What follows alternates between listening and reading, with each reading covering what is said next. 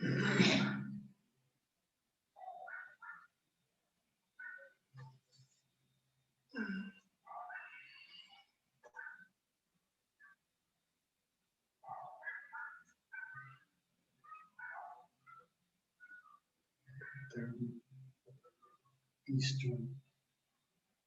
and 4:30. Yes. Okay. It's about time to get this thing popping. Welcome everybody. How you guys doing? Hope you guys had a great day. Hope you had a wonderful day. Today is Tuesday evening, and I want to get ready to get you guys into the subject here, the subject matter at hand, which is the future of money, and my people ain't ready. That's the subject at hand today. And so, again, welcome everybody to the call. I had a little confusion in the time. I'm still getting used to this live. Everybody around the world's on different time, including myself. I'm like 1 hour ahead of Eastern time. I'm 1 hour ahead of Eastern time, so I'm still trying to get used. When they change the times, they kind of mess us up. Let me wipe off my camera here. Excuse me 1 second, you guys. It's a little foggy here. Oh yeah, that's a little better. That's a little better. Had a little sticky stuff on there. So yeah, so we have a great subject today, and I wanted to go deep into some things for you guys. Start educating our people about what's going on with the money, what's happening around the world, connect the dots. This is the Family Cash Machine, Follow the Money. It's the name of this show, and we'll be dealing with some things about money. We do have our own platform to teach people about money, and not only teach people, but we have passive and aggressive incomes. But today, this subject, the future of money, and my people ain't ready. I used that title, My People Ain't Ready. And I knew that was an improper word to use. I probably should say, my people are not ready, but I use it in proper term purposely because we ain't ready. We ain't ready for what's finna go down. So ain't is an improper word that I used for a people who are improperly prepared for what's getting ready to happen. We're not properly prepared for the global adjustment in economics. We're not properly prepared with the information that will help us to position ourselves for this economic reset. We're not totally prepared for the entire politics of what's happening right now. In fact, that word ain't, the improper term word ain't is the proper term for the situation at hand. So give me a few minutes here. I'm just making a few adjustments to my situation here on Facebook and YouTube. I want to make sure everything's lined up here.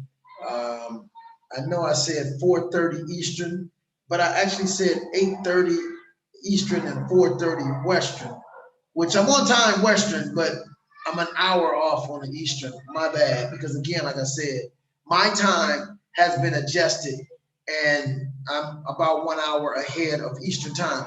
Let's get into the subject here.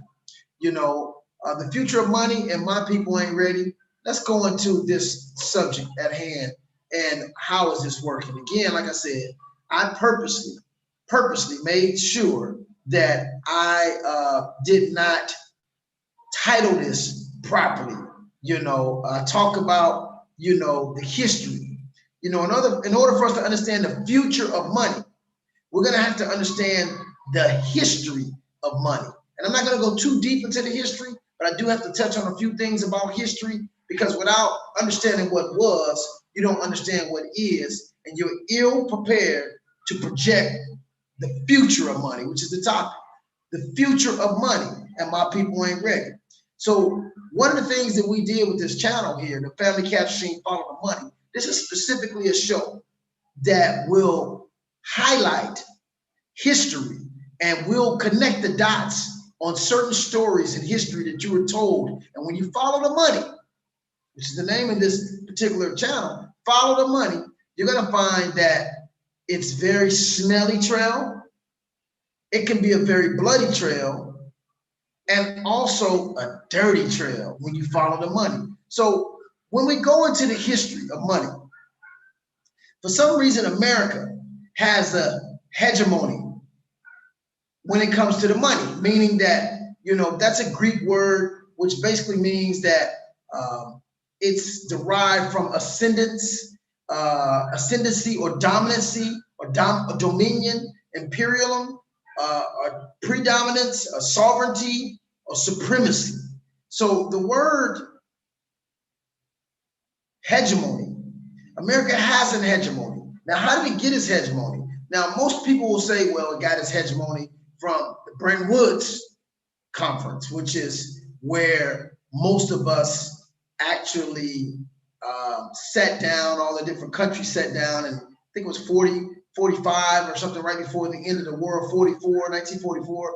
Everybody in all the different heads of state came to Bretton Woods, and they decided to make the American dollar the dominant dollar in the world. Now, from my vantage point of history, all of your European economists, they're not giving you guys the full rundown of economy. They always start at the Bretton Woods, which is what they're saying gave the hegemony or the dominancy of the American position of the dollar. They start at the Bretton Woods conference, and then they go to the or they either start at the industrial period.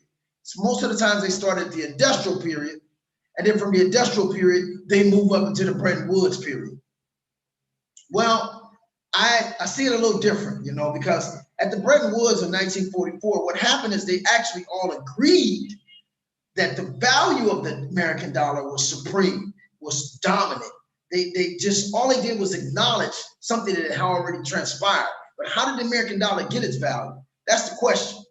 How did they get the value? Value just doesn't come overnight. It accumulates.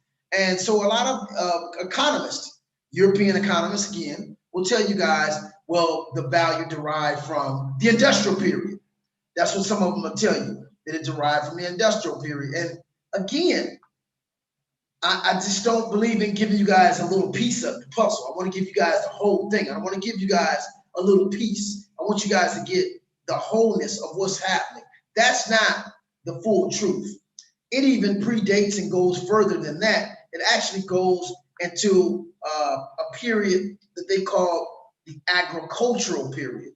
Now, a lot of Europeans don't want to remember that period called the agricultural period, because when you're dealing with the agricultural period, okay, you're dealing with slavery, because it was actually slavery that was a financial institution where they had free labor, and three of the top industries, agricultural industries around the world, which was tobacco, sugar, and cotton. Cotton being that which made the clothing, and they had fine cotton clothing in those days, but you needed the cotton to manufacture. A lot of the cotton was actually grown in America and sent to Europe, Paris, and all these other places, and these fine linens were made, but the product itself was made here in America, and the actual value that derived from those agricultural superior products were from the hands of slaves, who they didn't have to pay any money to. So you can't tell me that didn't create value. Of course that created value, tremendous value. And then tobacco, and of course sugar, which was the main product that they used in rum and liquors all around the world. So I would have to contest most of your economists today, because they don't want to deal with, where their value really came from. They want to only deal with the industrial period. But I'm saying to you guys, there was things that happened in this country that created value. So when they attached a dollar to it or currency to it, it already had a sense of value. Now, when you look at the agricultural period, I want to do some experimenting here. I want to use some terminology that most of you guys understand, okay? So let's use this terminology. Let's say, for instance, you guys had, we're going to use some street terminology here. You guys actually grew some marijuana, and marijuana is is legal all over the country. Okay, it's pretty much with a few states not legal. Let's say you guys grew some marijuana, and you had 100 people work for you for approximately, let's say they worked for you for 6 months for free. 100 people, just 100 people work for you for 6 months for free. Okay,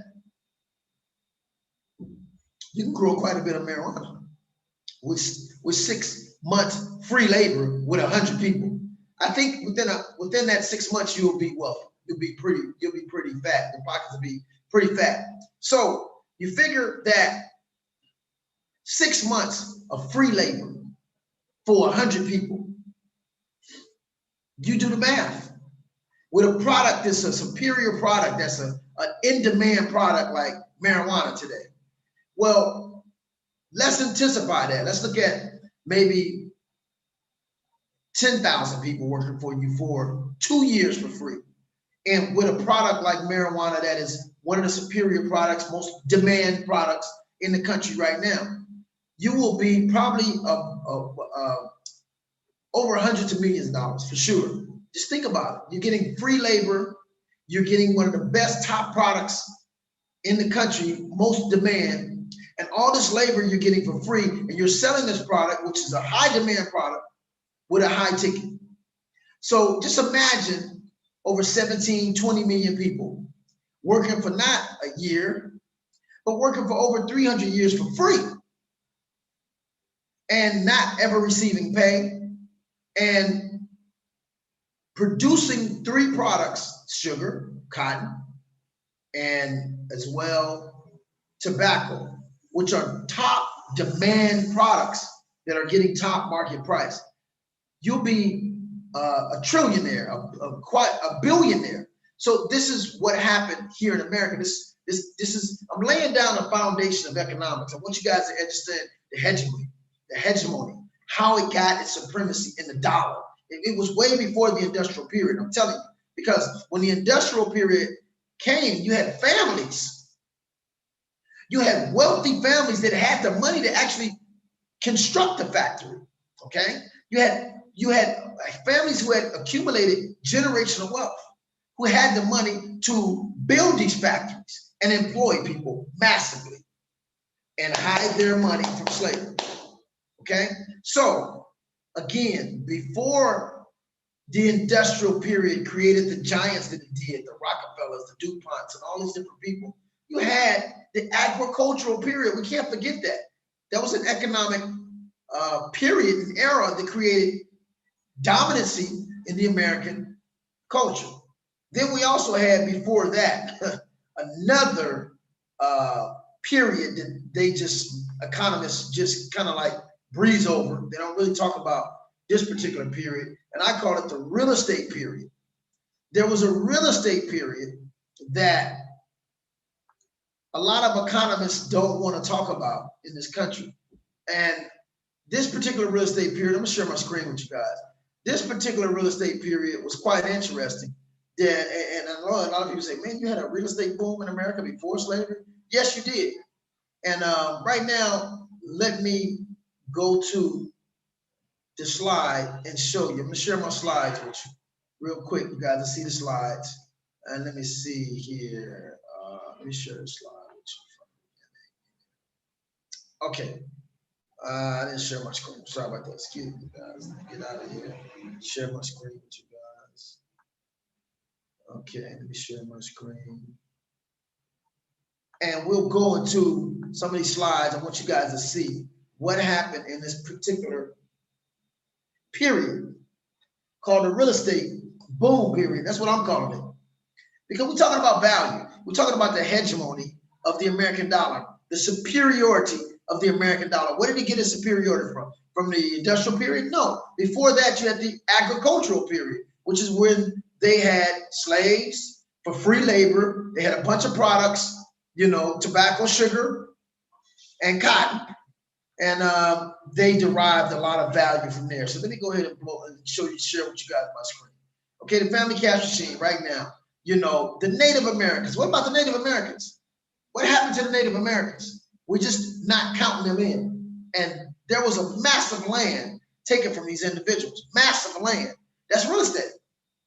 That's real estate. That's value. So there was a period in this early stage of this country where land was just taken from these individuals. Now, land is probably one of the easiest ways to amass wealth. Land. Okay, so this is what the Native Americans look like here. I wanted to show this picture because I'm going to make a point here right now, you know, because most of us see this as Native Americans. But I wanted to show you guys the early first Native Americans. And here they go here. Here's the first early Native Americans. And I think I want to blow that up and show you guys the first early Native Americans. Look at that. Look how dark these people are. Let me go back. Look how dark these people are.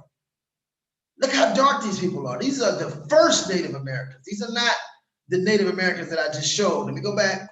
Let's look at them. Look how light these people are. These are today's Native Americans. Now, I'm not disrespecting any Native Americans. I respect the Native American culture, but because they were colonized and raped and pillaged and all that, you know, of course, some of them became lighter. But I did want to show you guys what they look like when the settlers got here. You know, and if you guys look right here, this is Sid Bull right here. I mean, that's Geronimo, excuse me. That's Geronimo. Look how dark Geronimo is. This is just a native Indian woman. Here's some children here. Okay. Now down here you have Sitting Bull and his people. Look how dark these people is. Now, why am I talking about how dark they are? Because I want you guys to understand what the settlers saw when they got here. Okay. They saw these indigenous people. These people were very, very dark, and they just started, you know, basically killing them and taking their property.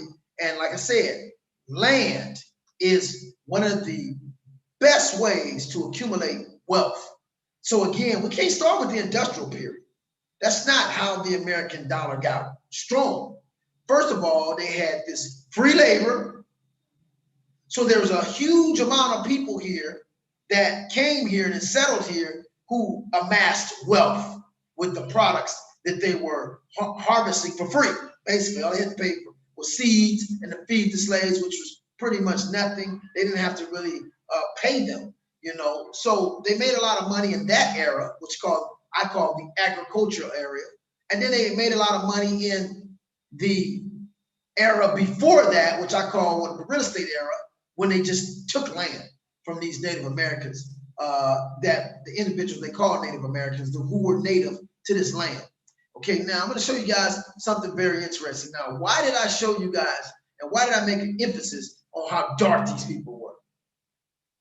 Because it makes sense why these individuals, why these people were so welcoming to African Americans, to slaves, because you all were dark-skinned people.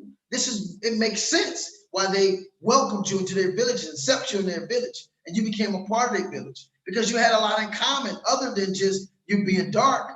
Okay, and there's a book that you guys, I recommend you read, called "They Came Before Columbus" by one of our scholars, Dr. Ivan Ben Serdema, who talked about our presence here in America even before Columbus. And there was a lot of Africans that came here and stayed here. And there was a lot of us who were here before slavery. So some of us didn't even come to America through slavery. There was a lot of black people that was already here. And that's the part of history they're not telling. But again, there was a lot of the Native Americans that accepted us in because they were dark-skinned people as well. Okay? So that's very important to remember. But back to the lecture at hand, we have a situation where these settlers came and just started taking land. And here's proof of what I'm talking about. Here's what's called the Homestead Act of 1862 that Abraham Lincoln signed. Okay, and basically you will see the application by Mr. Daniel Freeman, where he just went and claimed some land. And during this process, this period, the American Army and the American Army basically, and the government gave out granted, it says right here, see, the American, it says, let me read this. President Abraham Lincoln signed the Homestead Act on May 20th, 1862. In January 1863, Daniel Freeman made the first claim under the act, which gave citizens or future citizens up to 160 acres of public land, provided they live on it. Now, these people was just given land. Now, you can't tell me that's not wealth. You can't tell me that don't create wealth. These people were given land, okay, by the United States government. So that as long as all they have to do is improve it and pay a small registration fee. That's it. And they got up to 160 acres. Now, this was amazing to me because this happened even before Lincoln. But I'm going to share this with you. The government, American government, granted more than 270 million acres. Hold on, let me stop there. Do you know what a grant is? A grant means they gave it to them. A grant is something you don't have to pay back. So the American government granted over 270 million acres. Oh my God. Now I'm gonna tell you guys right now, as a real estate appraiser, 1 acre is 43,560 square feet. I'm gonna say that again. 1 acre is 43,560 square feet. Now they didn't give them 270 acres. They gave them 270 million acres of land while this law was in effect. And this happened in Oklahoma. And they call this the land rush.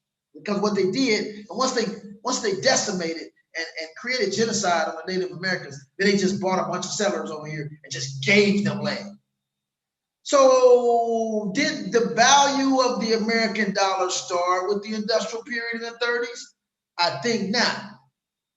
I think that the value of this country and the countrymen here and the currency that they use to exchange value started here. Okay, now I think I got another slide here to show you guys. Hold up 1 second.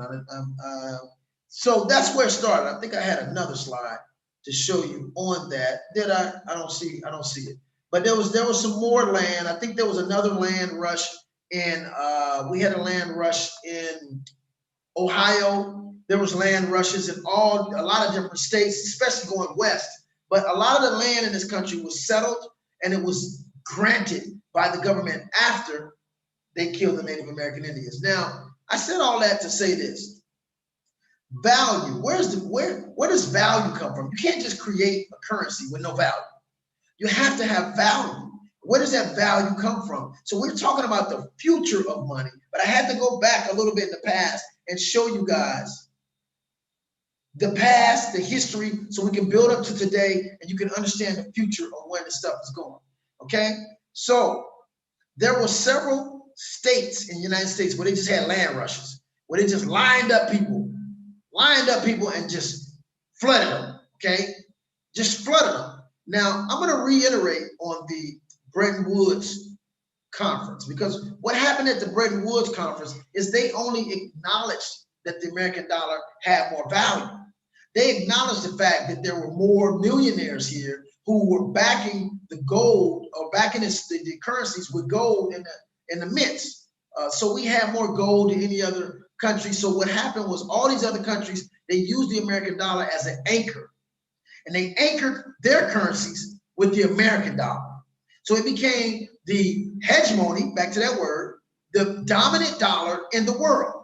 Okay, now, also what happened from that point is you had a situation in 1971 where Nixon decided to take the dollar off of gold, but then Harry Kissinger made a deal with Saudi Arabia and they attached our dollar to oil. And nobody in the world could buy any oil without using American dollars. So that made the dollar more usable, and that continued the hegemony or the power of our dollar to be dominant around the world. See, it's very important to understand this because they don't teach you this stuff. They don't teach you this stuff. You don't learn this in a lot of economic schools. You know, you talk about Nixon, they'll talk about the petrodollar, but they don't tell you why the American dollar is so powerful around the world. They don't really teach that. I haven't seen people teaching that, why the American dollar is so powerful. I just haven't seen that. So again, this is the beginning of the power of that dollar. Now, we're going to come up to fast day, present day, and find out what's happening with this dollar. Because everything in the world, everything in your life is based on economics, whether you understand it or not. Everything in your life, we all have in common, is economics. There's economics rules everything you do. When you get up in the morning and brush your teeth, that costs you some money. Toothpaste is not cheap. When you get up in the morning and wipe your butt, that costs you some money. When you get up and drive your car, gasoline, everything you do is predicated on money. So we have to understand money. We have to understand why things are the way it is right now. And the only way to understand that is to study the money. It's to connect the dots on the money. Now, I'm saying all this because you guys in America, you have the strongest dollar in the world with the exception of the Kuwaiti dollar. And most of us don't even travel to explore and leverage that power. We just stay right there in America. But when you start leaving the country like I have, you'll start seeing the dominancy, the hegemony of the American dollar. Okay? Now, again, like I said, that value did not come from the industrial period. That value actually predated that all the way to the agricultural as well as the, I call it the real estate or colonialism period of our country when they just took land from individuals. And I just showed you guys several documents of that and when that happened. Now, I'm going to move to this right here. This was a very, let me share my screen with you. This was a very, historic time in our currency in America. I call it the big sellout. When Woodrow Wilson sold this country out to the Federal Reserve. Now, at first, this country didn't have a central bank. The Federal Reserve is nothing but a central bank. And if you guys read any history, and when you come to the family cash machine, we have a long class on the history of central banks. Then we have a class on the history of the Federal Reserve, and it's very, informative, and it helps you to understand taxes and all this other stuff. You'll be able to run circles around that stuff when you understand the foundation of how this happened. But you'll also understand why the dollar is controlled by the Federal Reserve.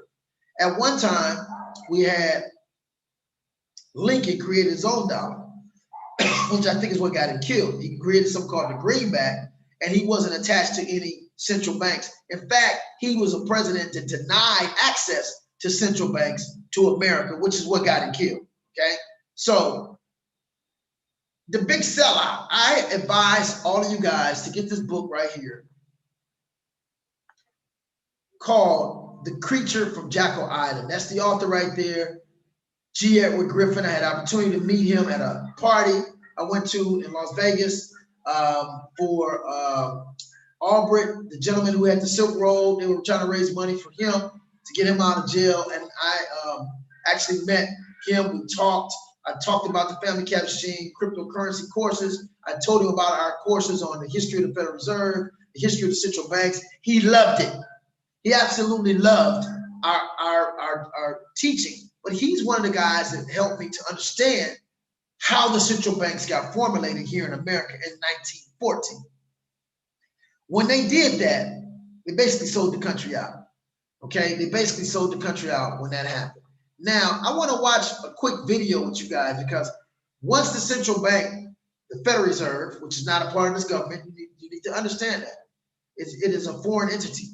It is a private entity. It's not a part of the government, even though they call it the Fed. That was used to pass that bill because they would not have got that bill passed under Central Bank Act. So Woodrow Wilson disguised it. And it's a bunch of stuff on that. I'm not going to go into that today. Get the book, The Creature from Jekyll Island, and understand how the Federal Reserve was created. Okay? But I am going to go and show you guys a quick video right now. I'm moving. I want to get to something right now. I'm going to show you guys a video on inflation and how inflation works. And just bear with me. I'm going to go ahead and play this video for you guys to see how inflation works. I think it's a great video to give you guys an understanding. It's just a few minutes, about 5 or 6 minutes. And then I'll show you one more video so you understand inflation, because when you guys hear hyperinflation, inflation, and you don't really know how it works, most people don't tell you how it actually works. Well, I'm going to show you a video right now on how it works. So let me make sure when I share this, I share my sound so you guys can hear this video as well. So let me go ahead and share my sound here. You can hear this video. And it's going to about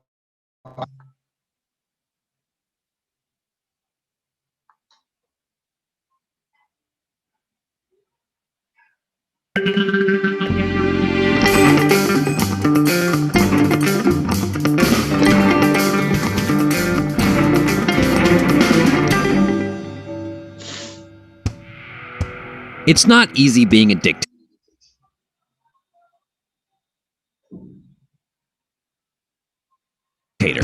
For one, there's a lot of other people around you who would love to be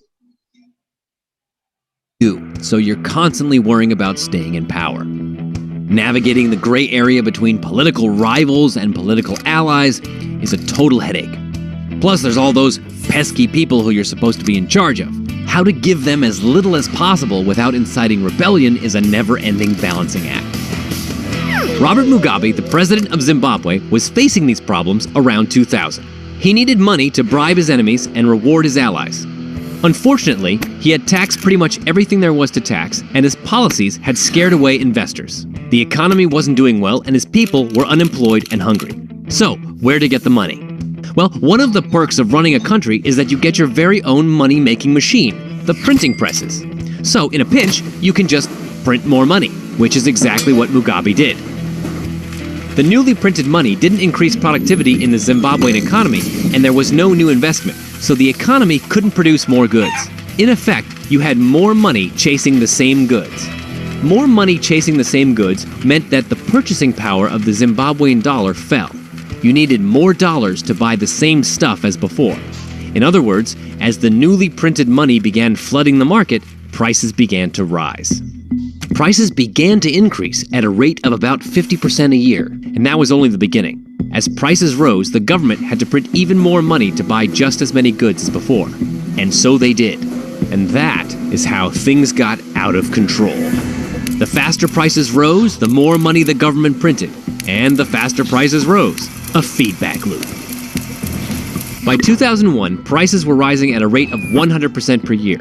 By 2002, 200% per year. 2003, 600% per year. By 2006, prices were rising at over 1,000% per year, and it cost 417 Zimbabwean dollars to buy toilet paper. No, not per roll, $417 per sheet. Money was devaluing so quickly that the money you had in the morning would be worth quite a bit less by the evening. So people were trying to get rid of currency as soon as they got it. Zimbabweans became millionaires, but unfortunately, $1 million Zimbabwe dollars might buy you a chicken, if you were lucky. And still the government kept printing money, and in higher and higher denominations. $1 million notes, 100 million, 10 billion, $100 billion notes. In 2008, prices started rising by thousands of % a month, and the government started printing $100 trillion notes. At the height of this feedback loop, prices were increasing at an astronomical rate of 7.6 billion % a month, and $1 US would get you, well, we're not sure how to say it, but this many Zimbabwean dollars. By the end of 2008, the Zimbabwean dollar had effectively ceased to exist, and Mugabe had no choice but to legalize transactions in foreign currencies. The Zimbabwe hyperinflation was over. Hyperinflations have occurred in other countries such as Yugoslavia in 1994, China in 1949, and Germany in 1923. As in Zimbabwe, these hyperinflations were caused by governments that were desperate for cash, but with few means to raise funds except the printing presses. The Zimbabwe hyperinflation also illustrates a more general principle that we will be exploring and testing in greater detail in upcoming videos, and that is, inflation is caused by increases in the supply of money. You're on your... It's just that simple, you guys. Inflation is created by creation of money. So I'm so glad they showed other countries. I don't want them to just say Zimbabwe was the only one that had hyperinflation. No, this happened in Germany. This has happened recently in Venezuela. It happens all over. It's happened throughout history whenever they just print money without any thing backing it. And that's what's happening and getting ready to happen here in America, because in 1971, I just told you, Nixon took the money off of gold. Although they put it on oil, you have a lot of countries now not dependent on Saudi Arabia for oil. They're getting oil from so many different places, and they're using different currencies other than the American dollar, which is slowly bringing away the hegemony of the American dominancy of its dollar, which is definitely affecting what's happening right now. So let me go ahead and show you guys. I'm going to go into one more video, and I'm going to stop this video a couple of times as I, talk to you guys. I want to share something with you. And let me go to the next one. Let me see if I can get the next video up. 1 second, you guys. Give me a second here. Give me a minute, because I'm making a point here. Follow me. Just follow me, you guys, because it's gonna be this right here is just a few minutes. It's not even 2-3 minutes. So I want you guys to watch this video right here. Okay. It's 2 minutes.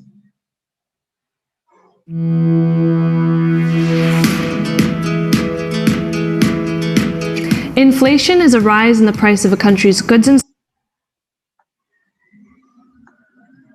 Sorry about that, my bad.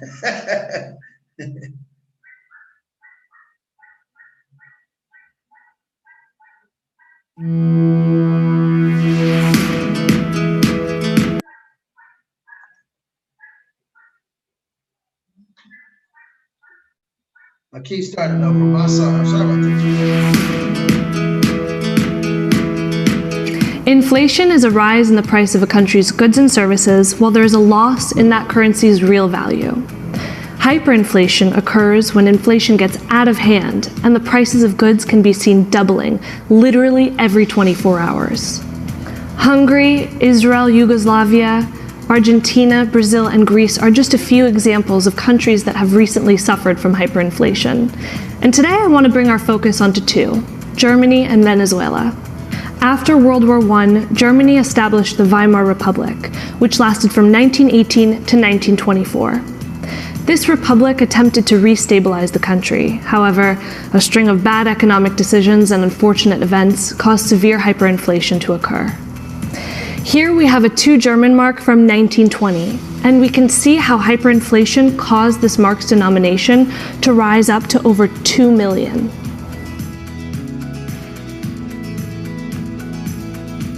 The Venezuelan bolivar is another country that is being affected by hyperinflation right now.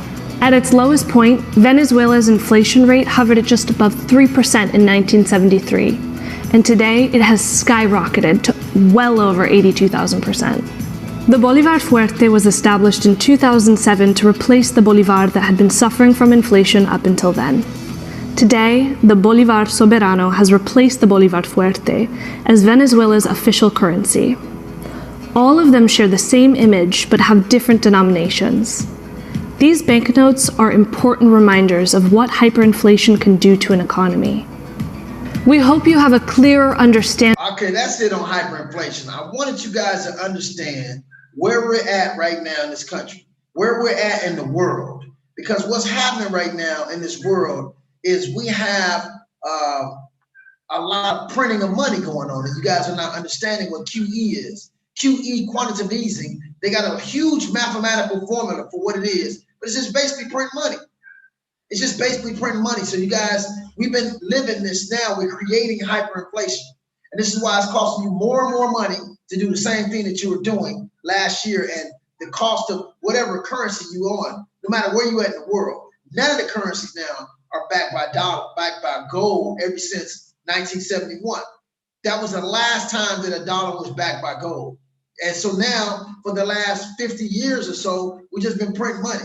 And it's getting out of control to where they can't hold it back anymore. I'm gonna share something with you guys. Let me go to share the screen with the subprime. When this just happened back in 2008, when you guys saw the subprime happen, I'm gonna read this real quick. You had the housing bubble, And in the housing bubble crisis, you had QE1, QE2, QE3, which happened in 2014. Now we on a whole nother level with this. And I want to read this right quick. The United States housing bubble was a real estate bubble, affected over half of the US states. It didn't just affect America. Okay, I'm gonna go into it. It was the impetus for the subprime mortgage. A lot of people don't know what that means. Subprime, I was in real estate at the time, means that people who didn't have good credit, they were able to give them loans. People who couldn't afford these homes, they were able to give them loans. And I was actually sitting in an office in Lawndale, California. We did loans, we did property management, we had two real estate appraisal companies, and we had about 3 brokers there, and even real estate insurance. And so the banks would come in our office and sell us programs. Now, I didn't really do loans. I mainly did appraisals, and I bought and sold properties, and I managed properties. But I had 2 friends that were brokers, and they actually they did loans, and there was quite a few loan officers there. So basically, a lot of the banks would come in our office and sell us programs. And would say, "Hey, this is how this program works. All they need is this to qualify. If they can do this, they can need this much income." And there was some really, really, really, really easy loans to qualify. And when you looked at the numbers, the 5-year projection of these loans, most of the people couldn't really afford it. But the banks didn't care, because what they did is they sold those loans, they packaged them as mortgage-backed CDs and sold them on Wall Street. And then Wall Street sold them to France, Italy, Greece, all these other countries. So this is why after 2008, the entire world economy crashed, because they sold a bunch of junk loans, bad loans, and securitized them on Wall Street and sold them as good debt when they really were not good debt. And we still right now paying for that. And it was trillions of dollars, that were packaged in CDs, and millions of people lost their homes because there were aggressive loans created that they could not afford. Now, why am I saying that? Why am I saying that? I'm saying that because after that happened, we had something that you guys remember called the stimulus package. And I believe that stimulus package was over 900 billion. It says right here, 2008 alone, the United States government allotted over $900 billion to special loans. This is interesting. Special loans and rescues related to the U.S. housing bubble. This was shared between the public sector and the private sector. Okay, it was shared between the public and private sector, but I don't quite remember the public getting any of that money. How did that money went to? Ford, GM, it went to banks. And I don't really remember the public getting that money. I remember the private sector getting it. But this is the article is saying that what it was created for public and private sector, but I don't recall the public getting that money. Did you guys get some of that money? I didn't get none of that money. Okay. So this $900 billion stimulus package, because of the large market since the Federal National Mortgage Association, Fannie Mae, and the Federal Home Loan Mortgage, Freddie Mac, they call it Freddie Mac, both which are government-sponsored enterprises, as well as the Federal Housing Administration. They received a substantial share of the government support, even though their mortgages were more conservative underwriting and actually performed better than those that the private sector had. Now, listen to what they're saying right there. They gave some of the stimulus to the Federal Housing Administration, even though, which is FHA, even though their mortgages were more conservative underwriting and actually performed better than those in the private sector. So basically, they didn't need the money. Basically, they were in good shape. That's what they're telling you. They didn't really need the money. They didn't need the stimulus because they did better underwriting and they did more due diligence to make sure people actually qualify for those loans. FHA, they do more diligence. I think my first home, I had FHA, which requires less, down payment. And, they're really strict on the requirements and the qualifications of that home and the seller and stuff like that. So they really do look out for the home buyer, and they make sure that the home buyer is not getting some predatory lending loan. So again, the individuals that got the loans, or got that help, that bailout, really didn't need it.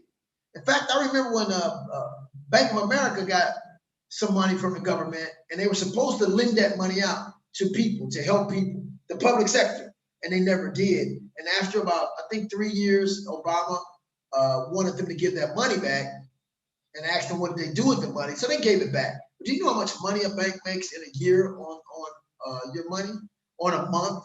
So after 3 years, they, quadrupled the money, or maybe made 10 times on that money. So of course they gave it back. So that's what happened with that. But my point to you guys, again, you just watched the inflation video. Where did that $900 billion come from? Where did this quantitative easing 1, quantitative easing 2, quantitative easing 3, where did that come from? You know where that came from? They printed it. They just printed it out of thin air. They printed it. Now, you guys saw in the videos what happens when you print money with no value back in it. You guys saw what happens when you print money with no value back in it, okay? So they just printed the money out of thin air. So that's going to create more money in circulation, which is the supply and demand. The more supply you have, the cheaper that product becomes, okay? And so the more money is in circulation, the more of that you need to buy the same thing, because now it's more of that product in circulation, which gives it less value. That's what creates hyperinflation. Okay, now there's some other event that happened. Okay, we had an event happen where they had this thing called the Fed repo. I don't know if you guys remember a few months, about a year ago, they had the repo, or the bailout of banks. Now, what was that all about? Okay, well, according to banks lending to each other, banks lend money to each other, and they lend money to each other to keep the requirements of cash that they need to have in a bank. How does that affect you? I'll get to the point, Eric. How does that affect you? Okay, well, they have to collateralize those loans. Those loans have collateral. What is the collateral? Treasuries and mortgages. So we still suffering from that mortgage fallout. In essence, that mortgage fallout is from 2008. Here it is 2019, 18, and the banks are not trusting each other to lend money. So the Fed got to come in. The central bank got to come in. So initially they came in with $700 billion. Okay, initially QE, quantitative easing. And where did that come from? Where did that 700 billion come from? You know where it came from? I'll say it again. They just printed it out of thin air. They just printed the money. They printed it. We're getting somewhere. Hold on. It's getting heated. It's getting heated here. I'm showing you guys something. Follow me. Because nobody is showing you guys this stuff like I'm showing it to you. Not my people. You're not learning this. You need to understand this so you'll understand what's happening right now. Why are we going through the bullshit we're going through right now? All of this is going to make sense in a minute, okay? All this is going to make sense. So they just printed that money, that 700 billion. Then we turn around and we have now, they just couldn't keep up. So I think the Fed got to a point where they were doing almost $1 trillion every 3 months. $1 trillion every 3 months. So I want you guys to watch this quick video. This is the last video. It's a very quick video. It's only about 5 minutes. And I want you guys to listen to this guy. I'm gonna stop him a couple of times and I want you guys to hear this what he's talking about. Quantitative easing.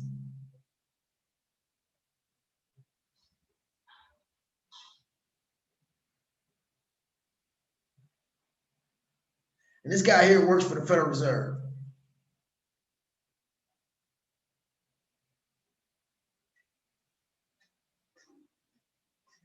Let's see what did I do here. There it goes.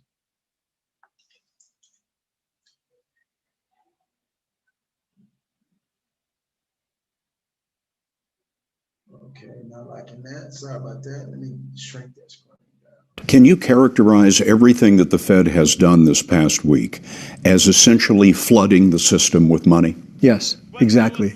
And there's no end to your ability to do that. There is no end to our ability to do that. Wow. Is the Fed just going to print money? That's literally what Congress has told us to do. That's the authority that they've given us, to print money and provide liquidity into the financial system. And that's how we do it. We create it electronically, and then we can also print it with the Treasury Department, print it so that you can get money out of your ATM. I heard from a bank in our region. Wow. He said they just print money out of thin air. No question. Just print it. Doesn't make anything. Let me stop. Let me stop. Should I stop?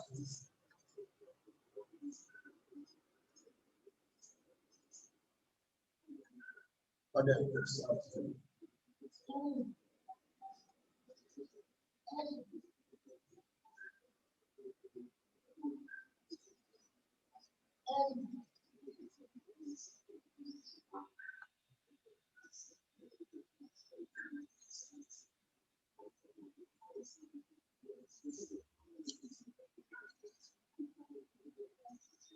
Okay, you know what's interesting in this? He lying.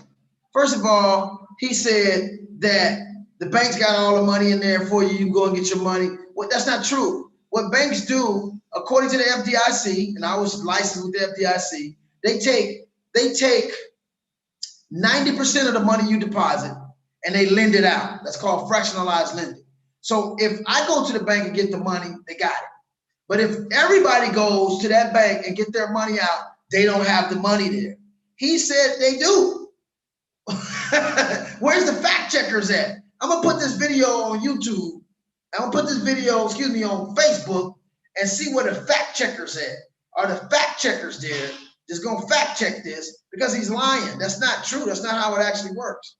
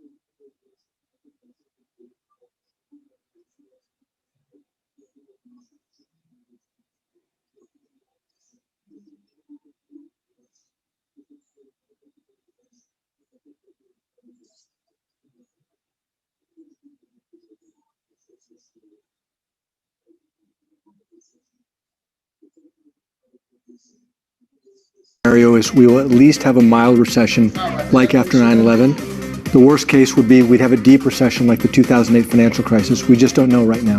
And what's keeping us from knowing with any certainty? Nobody knows how the virus is going to progress. How many Americans are going to get it? How effective is social distancing going to be?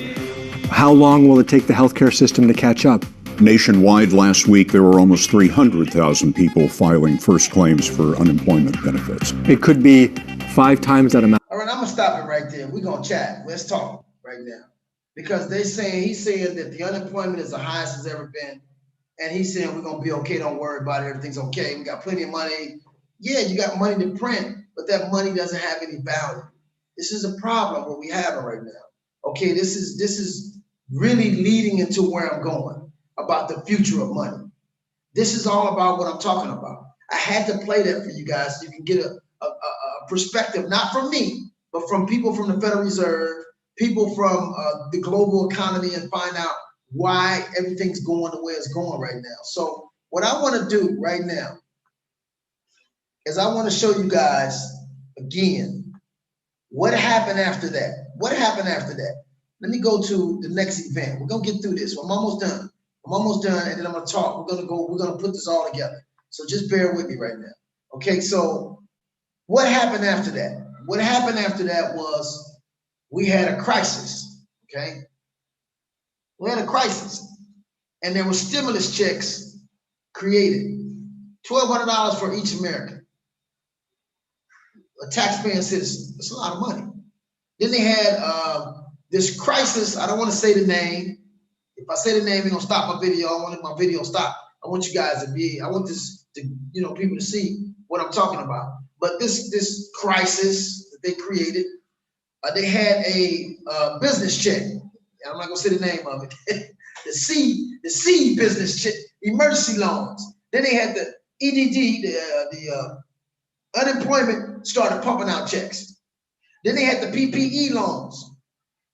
Over $7 trillion that Congress created as stimulus for the economy. Now they're talking about another $2 trillion. Now remember, the initial stimulus in 2008 was only 900 billion, not even a trillion. But now we're pumping out trillions of dollars. Trillions of dollars. You guys don't realize how much trillion is. Now, where are they getting this money from? Again, where are they getting this money from? Where are they getting this money from? You know the answer. They print it. They just print it. They just print the money. And so it's creating a situation where now they're going to have to do what is called a universal basic income. There's so many unemployed people in this country. There's so many people that lost their job because of this crisis that they created. There's 2/3 of the public are employed by small businesses. So for 2-3 months or for a year, shutting down all the small businesses, a lot of them can't come back. And so what's going to happen is now we're going to be susceptible to taking what is called a universal basic income. All this is playing into the end. All this is playing into a certain script. Okay. Now, what is universal basic income? It is a government program in which every adult citizen receives a set amount of money on a regular basis. The goal of it is a basic income system are to alleviate poverty. That's what they're going to tell you. And to replace other need-based social programs that potentially require greater bureaucratic involvement. Oh my God. I see where this is going. Okay. Now everybody is jobless and money is scarce. And so you're going to be susceptible to accept, hey, the government, they're already training you for it with this stimulus and these different loans and assistance that they're giving people. So you're already becoming dependent on their help. You're already susceptible to accepting a basic income. Okay. So let's say the government, they're already talking, you hear it, they're talking about, they're already talking about, hey, what we're going to give you everybody, American, like $1,600 a week or $1,200 a week or whatever. People are like, oh, cool. I don't have to go nowhere. I can stay at home. Wow. Okay. Let's see where that's going. Where is that going? Okay. That is going to end up disastrous because, a lot of people are trusting too much and they're falling right into the trap. Okay. Now, what's interesting is if money changes. Now, they're pretty much in dire need to change the dynamics of money in general and the whole formula of money and how money is distributed. They're talking about going to a digital currency.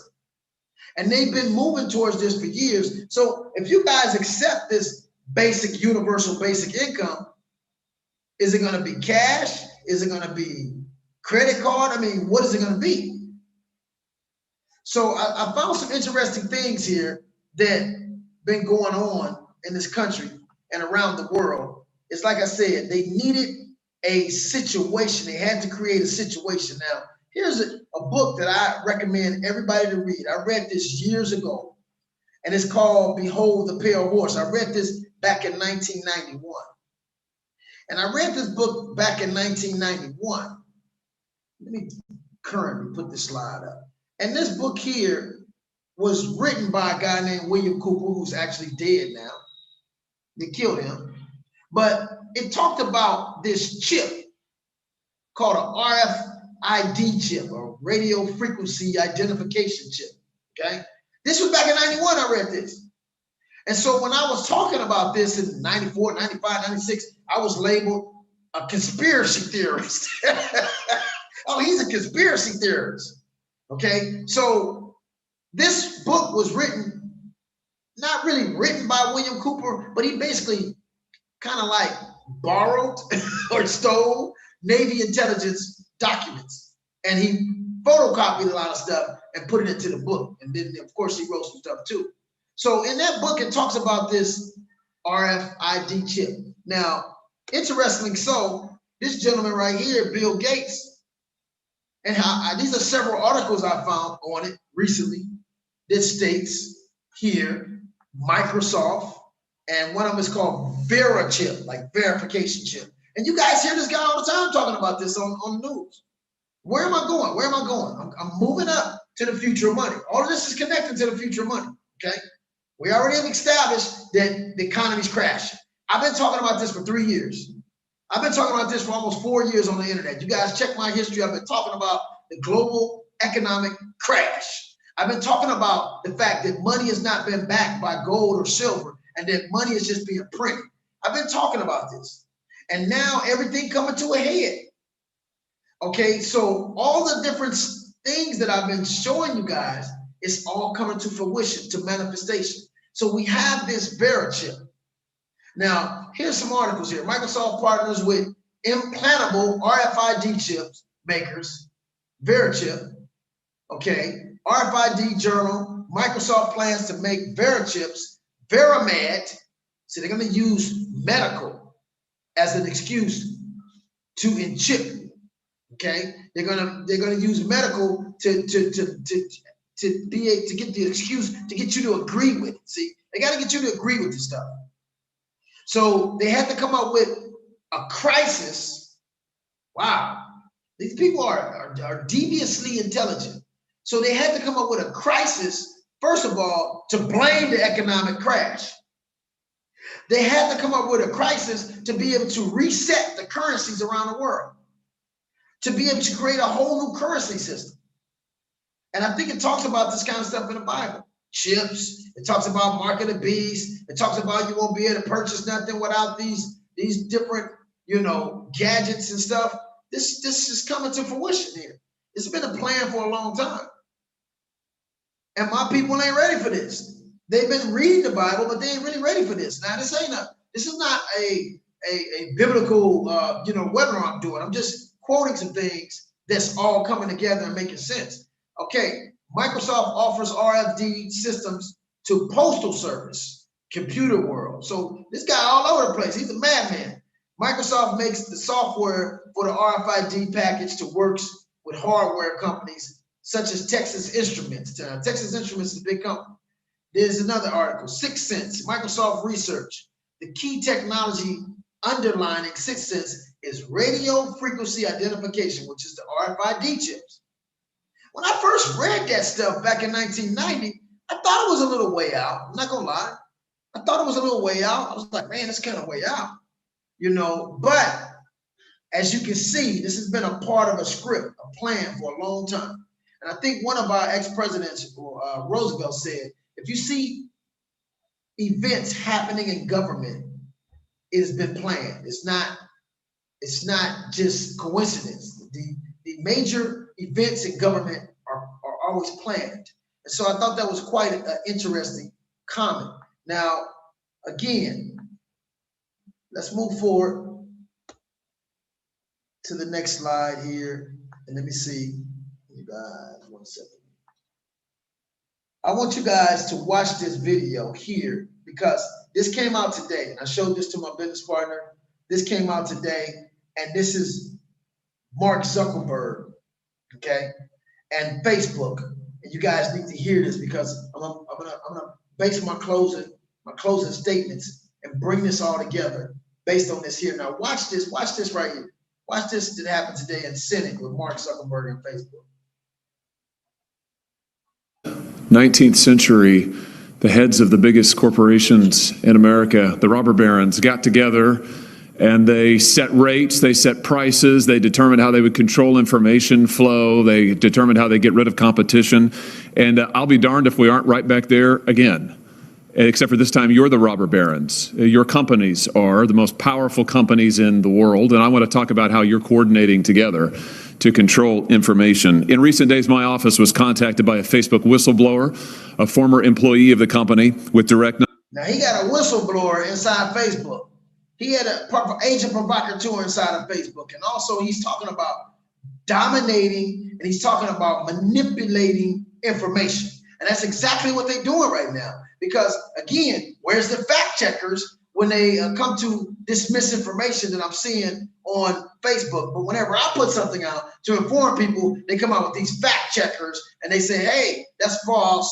And they don't give me any reason why. They just say it's false because they don't want you guys to know the truth and what's going on right now with this whole economic global reset that they're doing. And now all the masquerading that they're doing with this crisis to inject this whole global economic reset that's happening. Now, I thought it was quite interesting. I've been seeing articles and articles and articles about Donald Trump is going to jail as soon as he, come out of office, and they won't fact check that. What president have you ever seen go to jail, no matter what they've done? Now, there's some presidents that done a lot of dirt, and you've never seen a president go to jail. It's not going to happen. But they let this stuff permeate, but they check you or me when we put information out that's informative to the people. This is what he's talking about. Knowledge of the company's content moderation practices, and I want to start by talking about an internal platform called Tasks that Facebook uses to coordinate projects, including censorship. The Tasks platform allows Facebook employees to communicate about projects they're working on together. That includes Facebook's censorship teams, including the so-called community well-being team, the integrity team, and the hate speech engineering team, who all use the Task platform to discuss which individuals or hashtags or websites to ban. Now, Mr. Zuckerberg, you're familiar with the Task platform, aren't you? Senator, we use the task system for. You see how he paused? He took a long time to even answer. Like, this is your company. You don't know about the task force program that you're using to spy on people and to monitor people. He took too long to answer that. You see how long he took to answer that? I think it's, as you say, for people coordinating all kinds of work across the company, although I'm not sure if I'd agree with the characterization specifically around content moderation that you gave. Well, let's get into that. And let me see if we can refresh your memory and provide folks at home watching with an example. Here over my shoulder is an example. It's a screenshot of the Task platform in use. You'll notice if the cameras zoom in, several references to election integrity throughout on these lists of tasks. Again, this is shared across Facebook's sites, company locations, by working groups. What particularly intrigued me is that the platform reflects censorship input from Google and Twitter as well. So Facebook, as I understand it, Facebook censorship teams communicate with their counterparts at Twitter and Google and then enter those companies' suggestions for censorship onto the Task platform so that Facebook can then follow up with them and effectively coordinate their censorship efforts. Mr. Zuckerberg, let me just ask you directly, under oath now, does Facebook coordinate its content moderation policies or efforts in any way with Google or Twitter? Senator, let me be clear about this.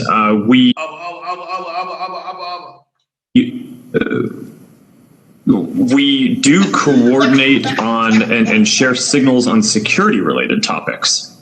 So, for example, if there is signal around a terrorist attack or around child exploitation imagery or around... Basically, they share signals with Google. If Google doesn't like your content or Google don't like some type of hashtag you use, then they're going to automatically block you. That's centralization. That's monopoly. That's actually suppressing information.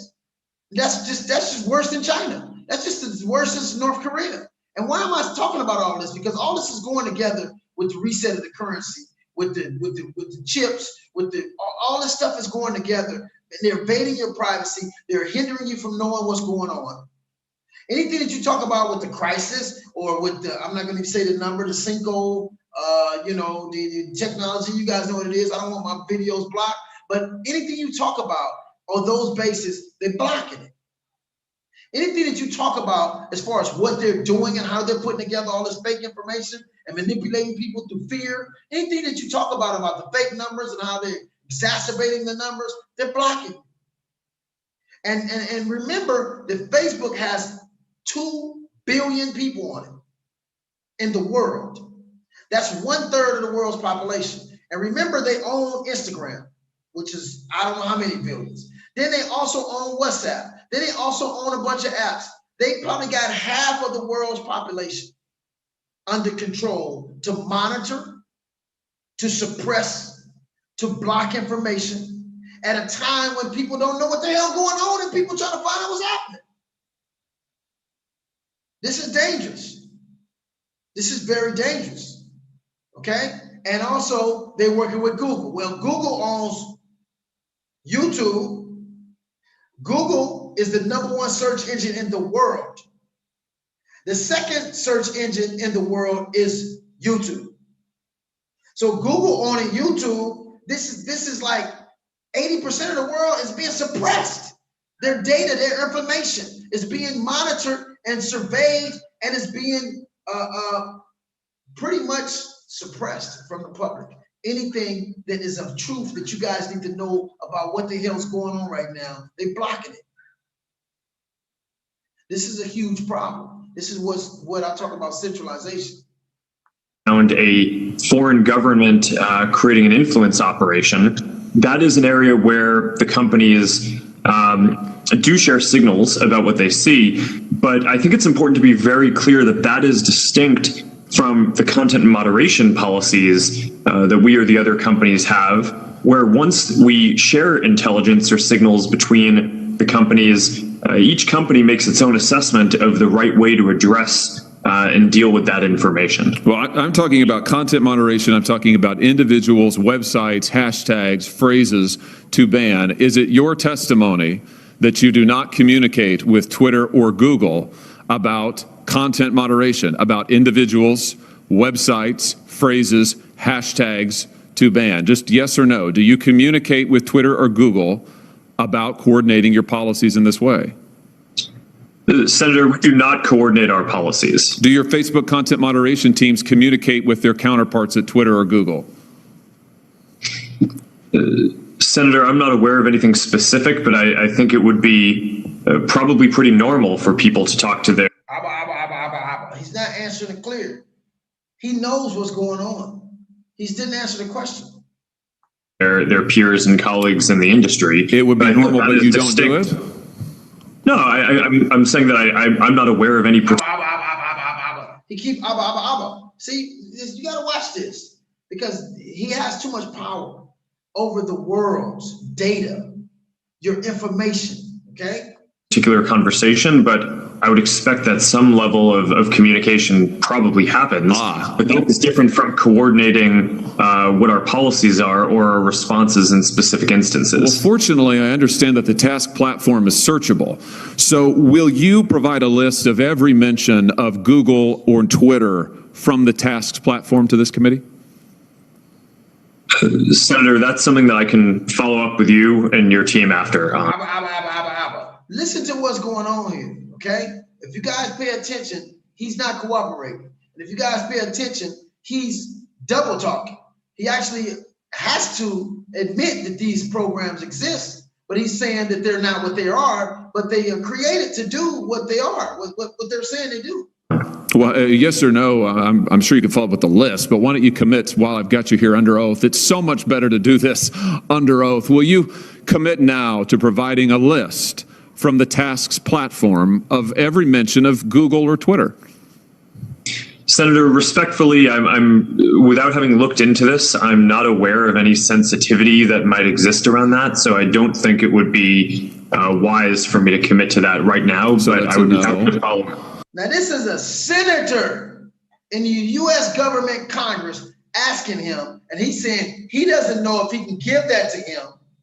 Well, what authority are you asking that's higher than the United States government? Who are you answering to? Who is it that you're saying that the information might be too sensitive to share with the US government? There's someone over you, Mark Zuckerberg, that has you cooperating with other social media sites to control the narrative in the world, to suppress information, to spy on you. All of this got something to do with the global reset, okay? Because again, if they can control what you hear and know, they can spin whatever story they want to spin. And you're going to accept it because there's nothing out there to contest with anything other than what they tell it. This is dangerous.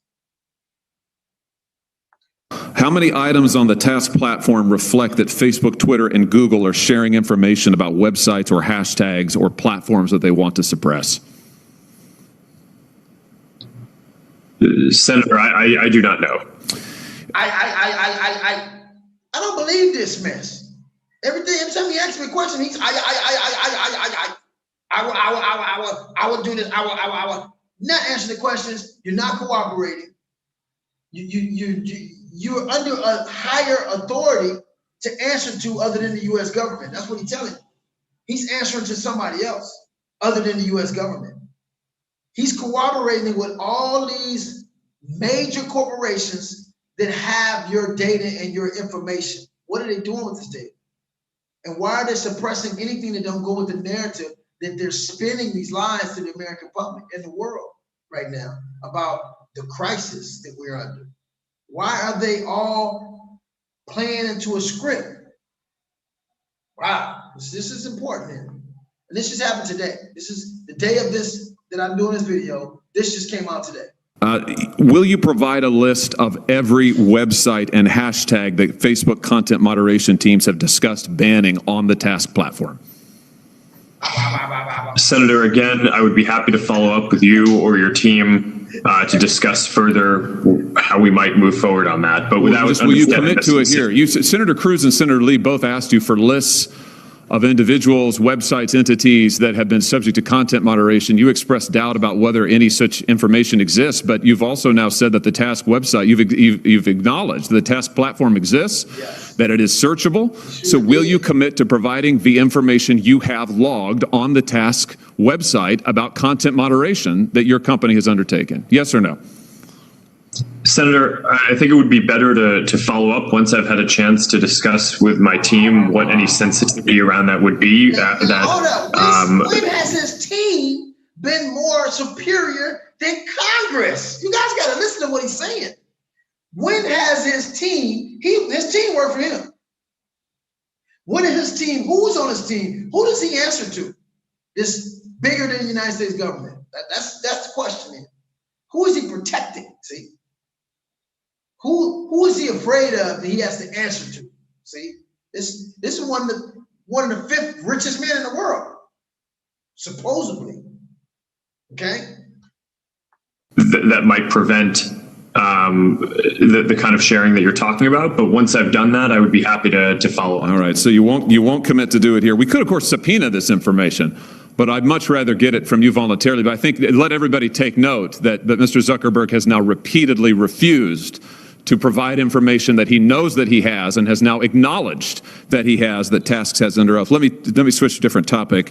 Mr. Zuckerberg, tell me about Sintra. What is the Facebook internal tool called Sintra? Senator, I'm not aware of any tool with that name.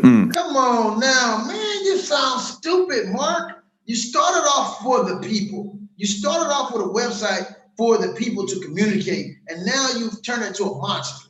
And this is why power corrupts and absolute power corrupts absolutely. This guy has too much access to everybody's data. And so he sounds kind of like a communist right now, like a socialist or communist or something. He sounds like China, based on what he's doing. He's creating all these spying softwares and these softwares that monitor people. But at the same time, he's not using it for the people. He's using it to suppress information. See that? That sounds kind of like communism to me. Well, let me see if this refreshes your memory. There's a demonstrative now over my shoulder. Sintra is a tool that Facebook uses to track its users, not just on Facebook, but across the entire internet. Centra tracks different profiles that a user visits, their message recipients, their linked accounts, the pages they visit around the web that have Facebook buttons. Centra also uses behavioral data to monitor users' accounts, even if those accounts are registered under a different name. And you can see a shot here, a screenshot provided to us of the Centra platform. We blocked out the user's name in the interest of privacy, although you can see this individual's birth date and age, when they first started using Facebook, their last login, as well as all manner of trackings. How many different devices have they used to access Facebook? How many different accounts are associated with their name? What accounts have they visited? What photos have they tagged? And on and on and on. Mr. Zuckerberg, how many accounts in the United States have been subject to review and shut down through Centra?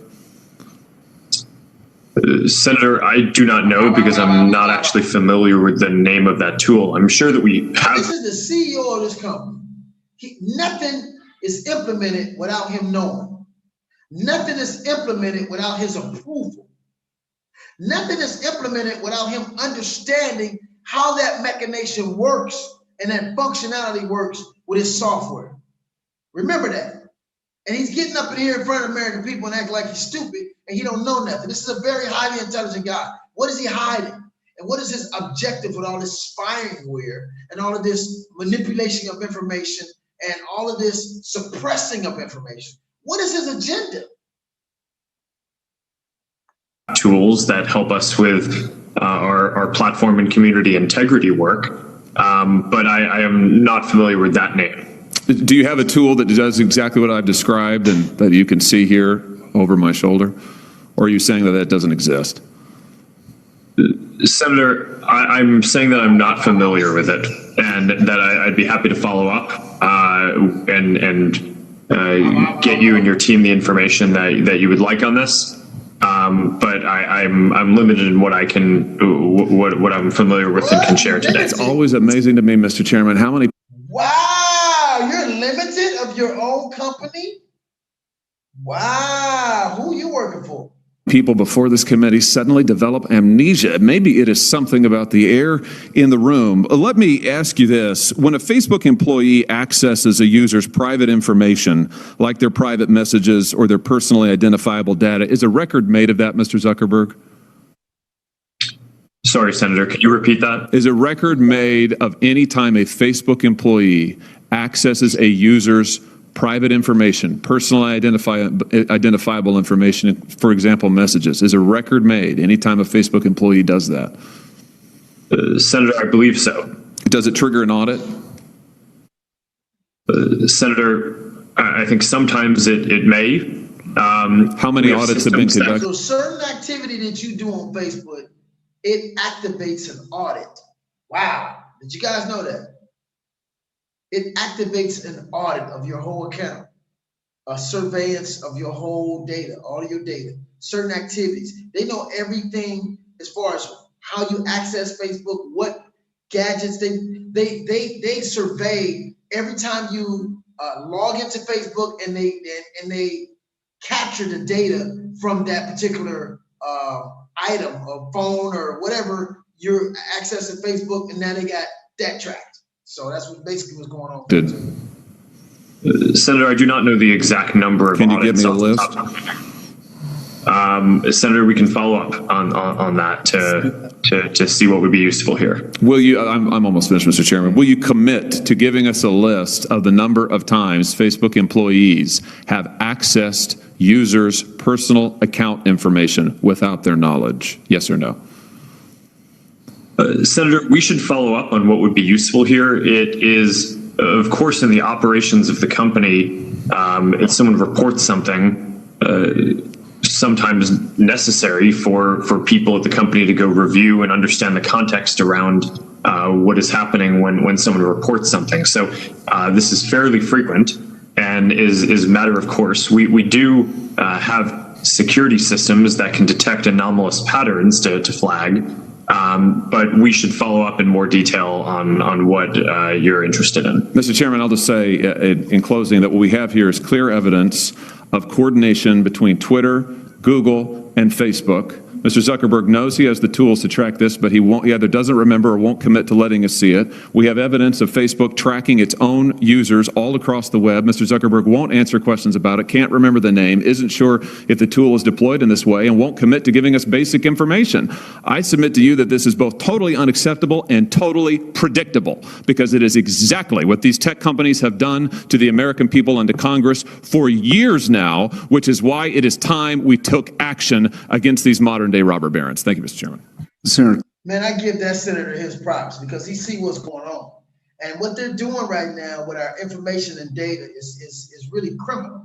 And you know, we've been violated the freedom of speech. Our privacies are violated. And without privacy, you really don't have freedom. Because if somebody knows everything you're doing and saying and going and wherever, they can intervene, they can disrupt you. It's just a lot going on. That's a part of this whole global reset. And again, like I said, they're spinning a narrative that's very untrue, that's very inconsistent with truth. And any doctor or any lawyer or anyone that comes and contests the story, they're being censored. They're being blocked. So this lie can perpetuate itself.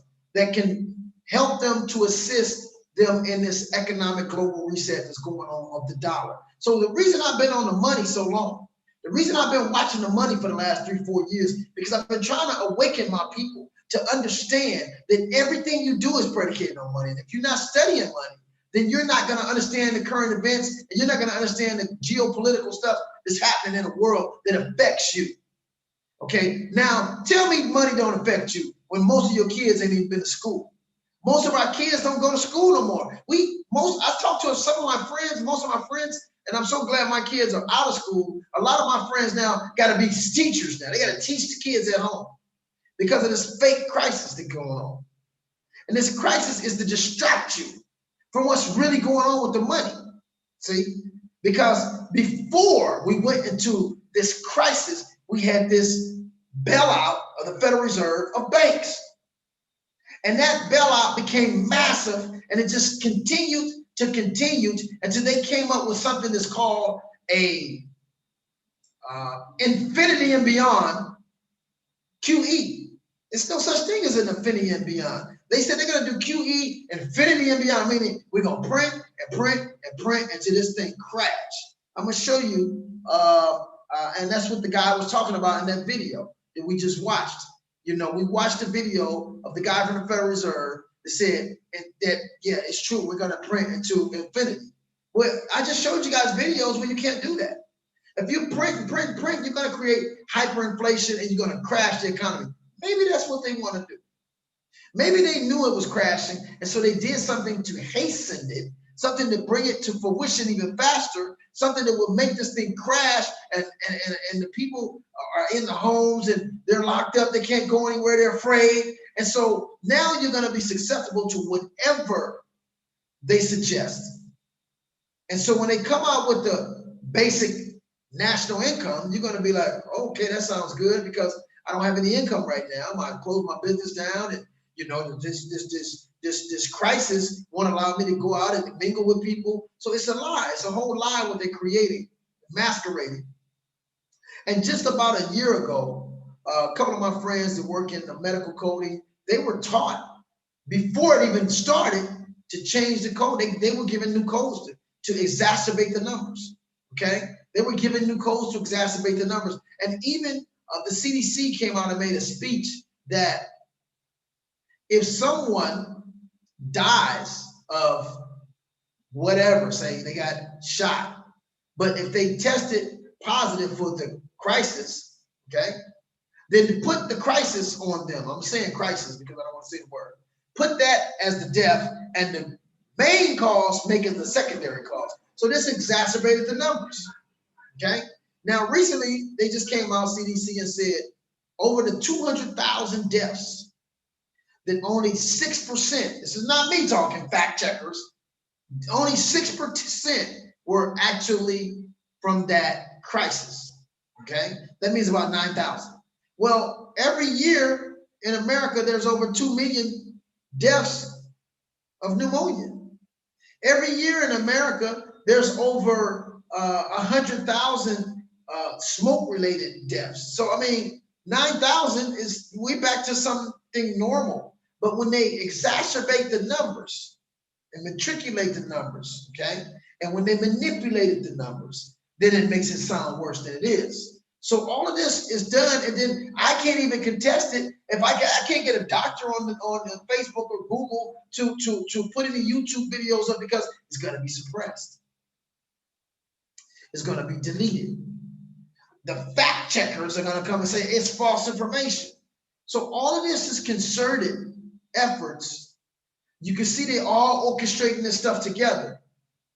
And it's funny that it took a Republican guy, that senator was on his ass. It took a Republican to bring this out and to check him, but they put some plants and some agents up in this company to find this out. And then he knew about the programs, then he tried to act like he didn't know how they work. So there's some fishy going on there. There's something fishy going on there. And so we have to wake the hell up right now, because this economic global reset is real. It's real. And it's going to affect each and every one of you. And they're trying to implement more control. And the best way to control you is through the money. Because I don't care what religion you have. I don't care what race you are. What I don't care. What's your philosophy? I don't care if you're a white supremacist. I don't care if you're a black African, Pan-Africanist. I don't care if you're a revolutionist. It doesn't matter. If you're an immigrant, everybody is affected by money. Everybody uses money. Everybody needs money. So when they start messing with the money, and they've been doing this for years, we've allowed them to control the value of money. And this is what makes family capturing so valuable. This is what makes cryptocurrency so valuable, because it takes you outside of the matrix. It's a value that they don't control. It's data that's encrypted, that's protected from them monitoring you or suppressing your information. So when you come into the decentralized world, you're coming outside of this madness. And this is why they try to suppress information that I'm putting out, and information that the family capture is putting out, because we teach you guys about what's really going on, not just with politics, but with the money. And we teach you how to use a different type of formula and platforms where you can still maneuver without them controlling your value or controlling your transactions. That's what this is all about, because this global reset is real, and this digital currency that they get ready to come with, they have to do it. They have to come with a new system, because this one is crashing. And they know it's crashing. So they're going to just try to print and just relieve it and buy some time. But they know they don't have much time. That's why they kicked in this crisis.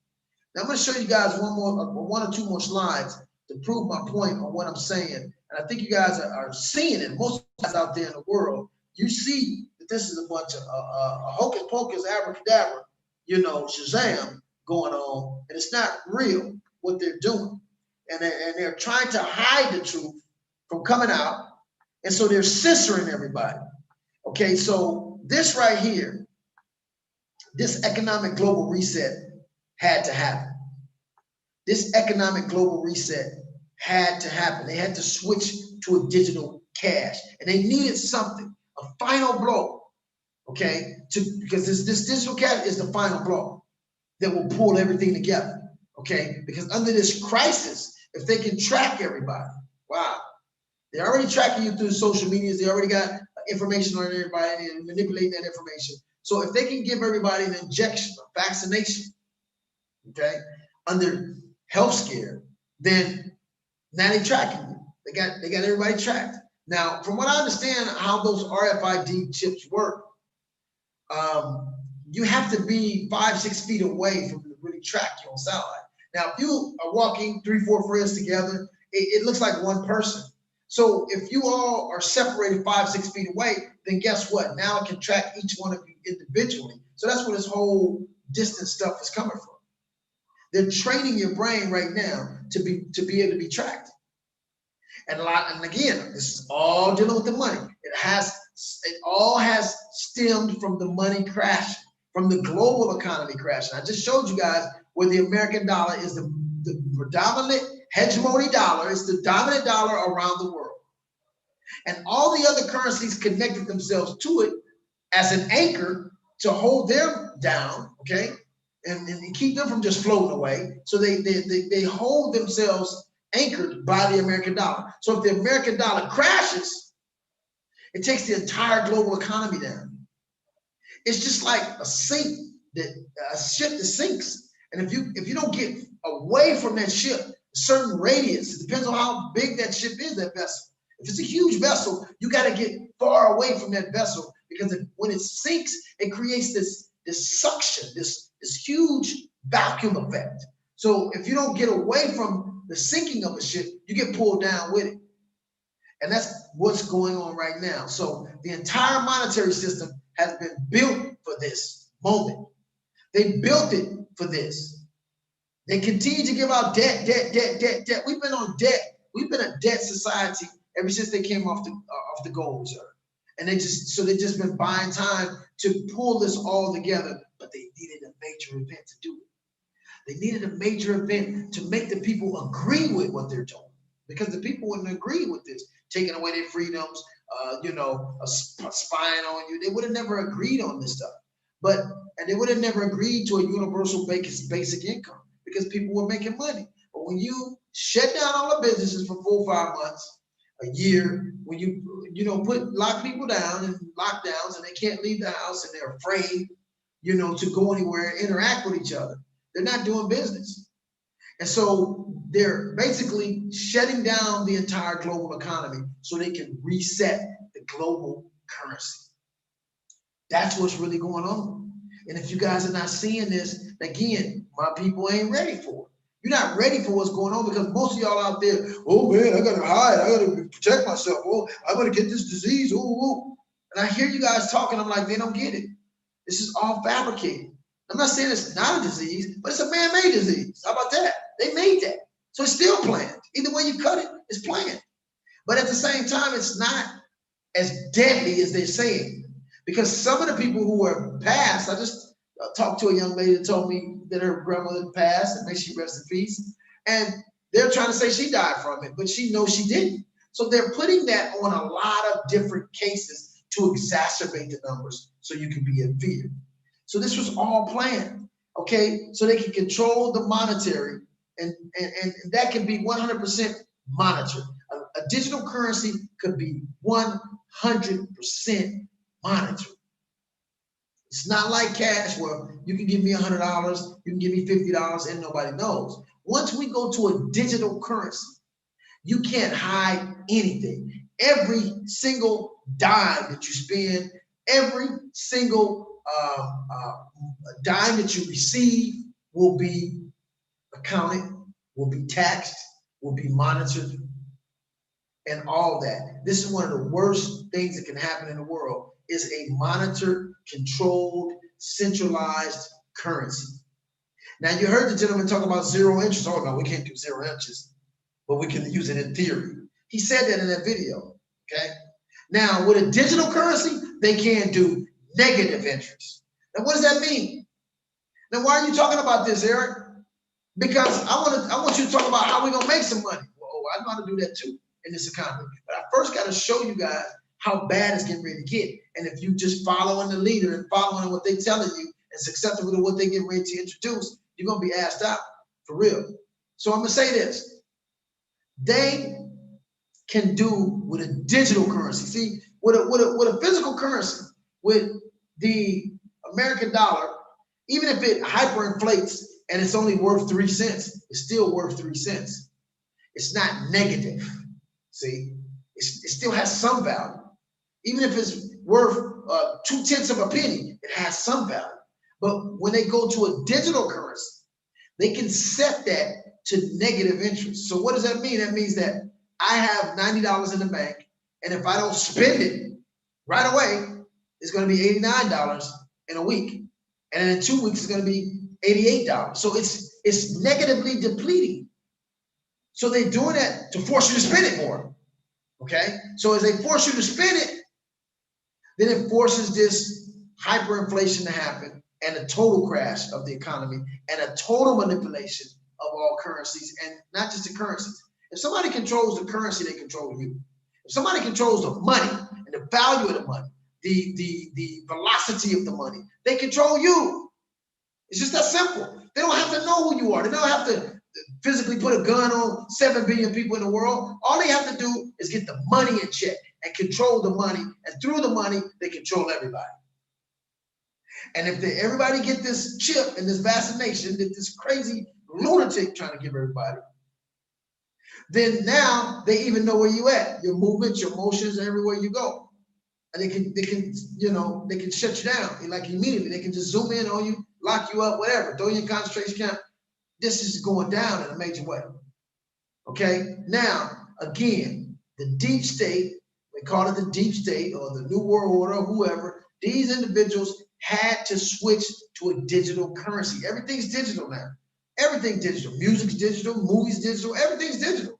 So they've been anticipating this for a while, but they had to create a scenario that will allow you to do it, to make you good with it. And so that's what we're looking at right now. So let me go to the next little slide here. And this is something very interesting. And we're going to close out on this one right here. I'm going to speak a little bit longer and tie this all together. I found this to be very, very interesting right here. This right here is Brian Brooks. And I'm in the cryptocurrency industry. I understand this very well. This is Mr. Brian Brooks. These are lifetime partners. Brian Brooks, who is the CEO of Coinbase. Coinbase is the first and biggest and most successful cryptocurrency, digital currency exchange in the world. It was one of the first, and it's the most successful. It's the biggest. When you see a coin get ready to go to Coinbase, if Coinbase just announced, hey, we're getting ready to accept this cryptocurrency on Coinbase, the value shoots up. That's how powerful it is. But Coinbase, I'm finding out that this guy, Brian Brooks and Steve Mnuchin, who is your current Treasury Secretary, these two guys know each other. These two guys are buddies. These two guys worked in the housing in Fannie Mae. So in that whole housing debacle, when all the fraud and stuff was going on, these two was buddies. These two was working in Fannie Mae, watching all the fraud going out, not arresting anybody, not putting investigations on anybody. These two guys right here have been knowing each other for a while. They buddies. So it's interesting that the Treasury Secretary is friends, partners, constituents with Brian Brooks, who is the CEO of a huge digital currency, cryptocurrency exchange, Coinbase. Now, recently, he retired, or he excused himself from his duties at Coinbase to take this position. Now, read it right here. Coinbase Chief Legal Officer Brian Brooks is leaving the crypto exchange to become the second in command at the United States Office of Comptroller of the Currencies, the OCC. The OCC announced Brooks appointed Monday by his buddy Mnuchin, saying U.S. Treasury Secretary Stu Mnuchin designated Brooks as the new duty effective April 1st, 2020.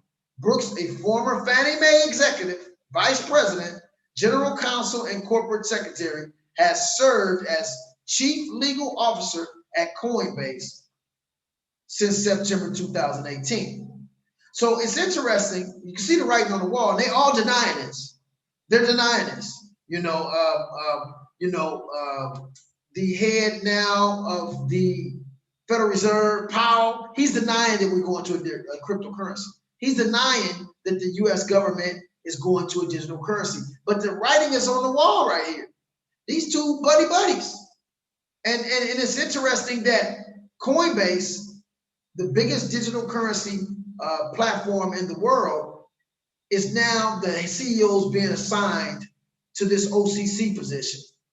And so when they do decide to put America on a digital currency, they have several stable coins. They call them stable coin in cryptocurrency that they can use already. It's already in play for them to use this. And a stable coin is basically a digital coin that's backed dollar for dollar by US dollars. So again, the writing is on the wall, you guys. Like I said, the future of money is here, and my people ain't ready. They're not understanding what's going to happen. And I wanted to make it clear to you guys that you need to understand cryptocurrency.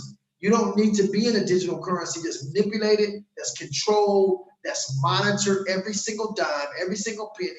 that you spend. Because what's going to happen eventually, now you see what Facebook doing. The reason I did that with Facebook, and the reason I did that with the showing you guys the cooperation between these giant data companies, is because China has now went to this thing called social credit, and America is not far from doing that, and it's going to be implemented probably all over the world.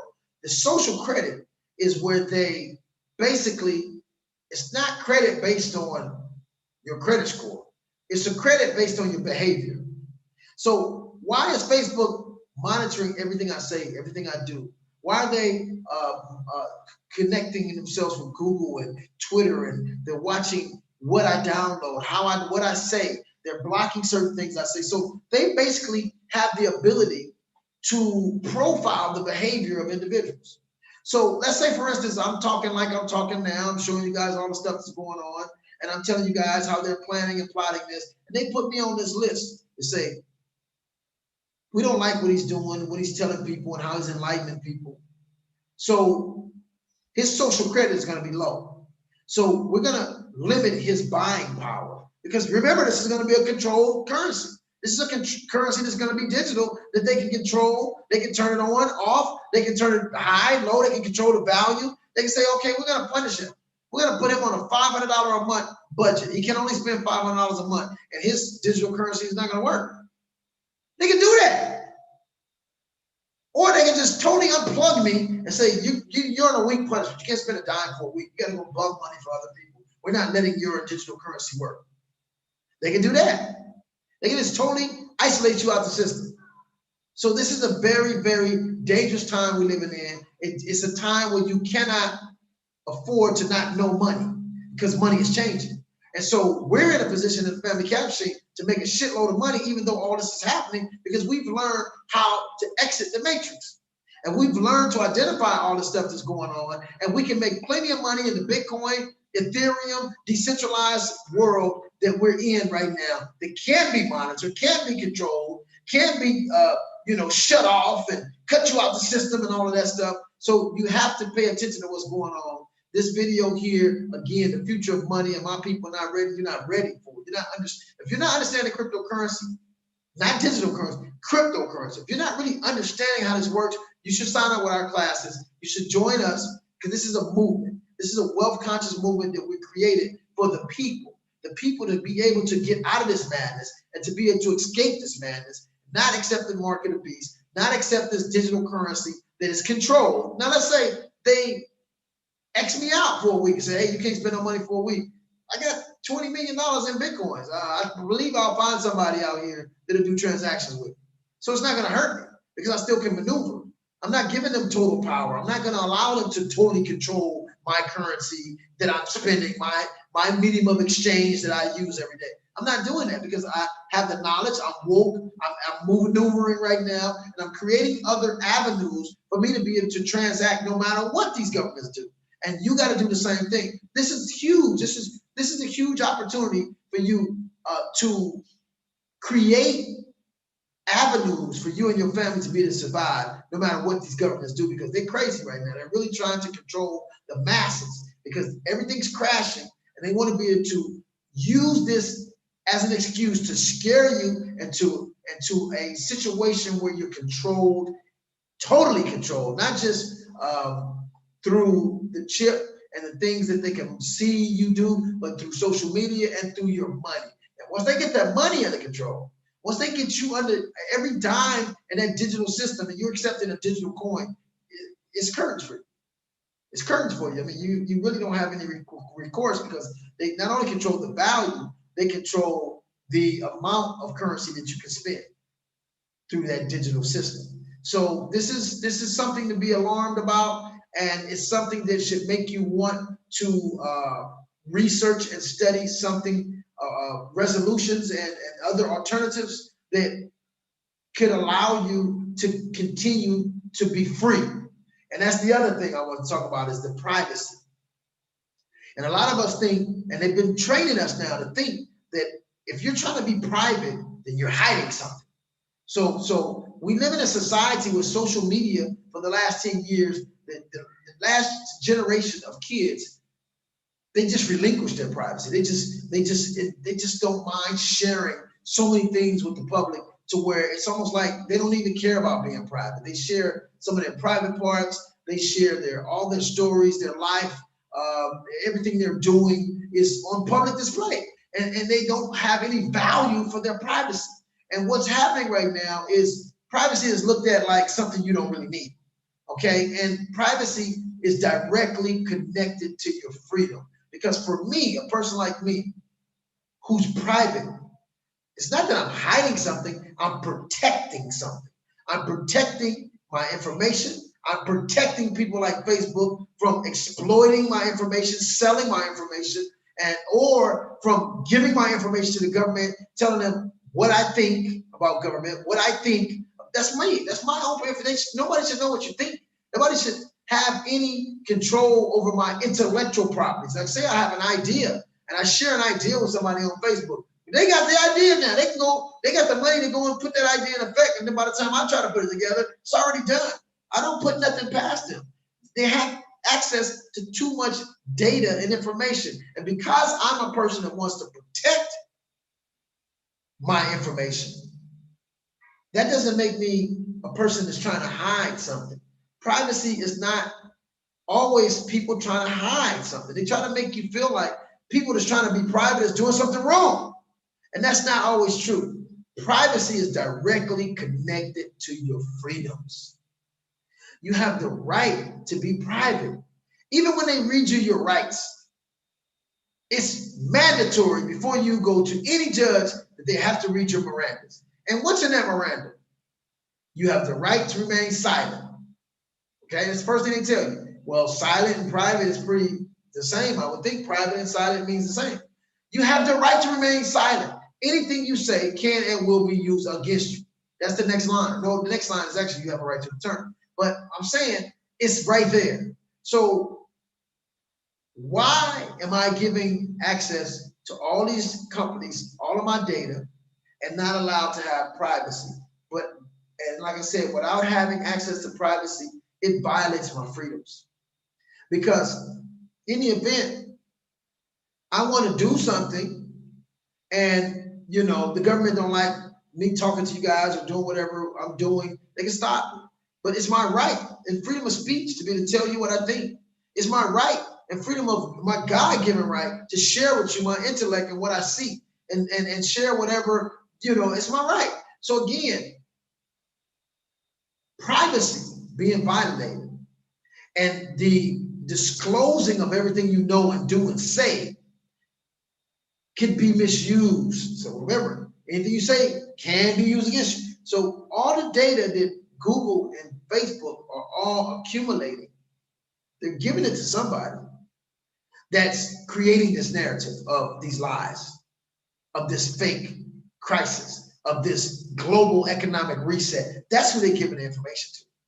And anybody that's not on their page, they can create a little black book of all these different names, and those will be the ones in the concentration camps. So you have a right to privacy, to protect yourself from that kind of stuff. Now let's say they are halfway successful. They put 100, 200,000 people in concentration camp before this whole thing gets blown up and the people just take over. Well, if you had concealed your information and your information stayed private and it stayed, protected, then you won't end up in those concentration camps. I'm just making scenarios and showing you how protecting your information is directly connected to your freedom.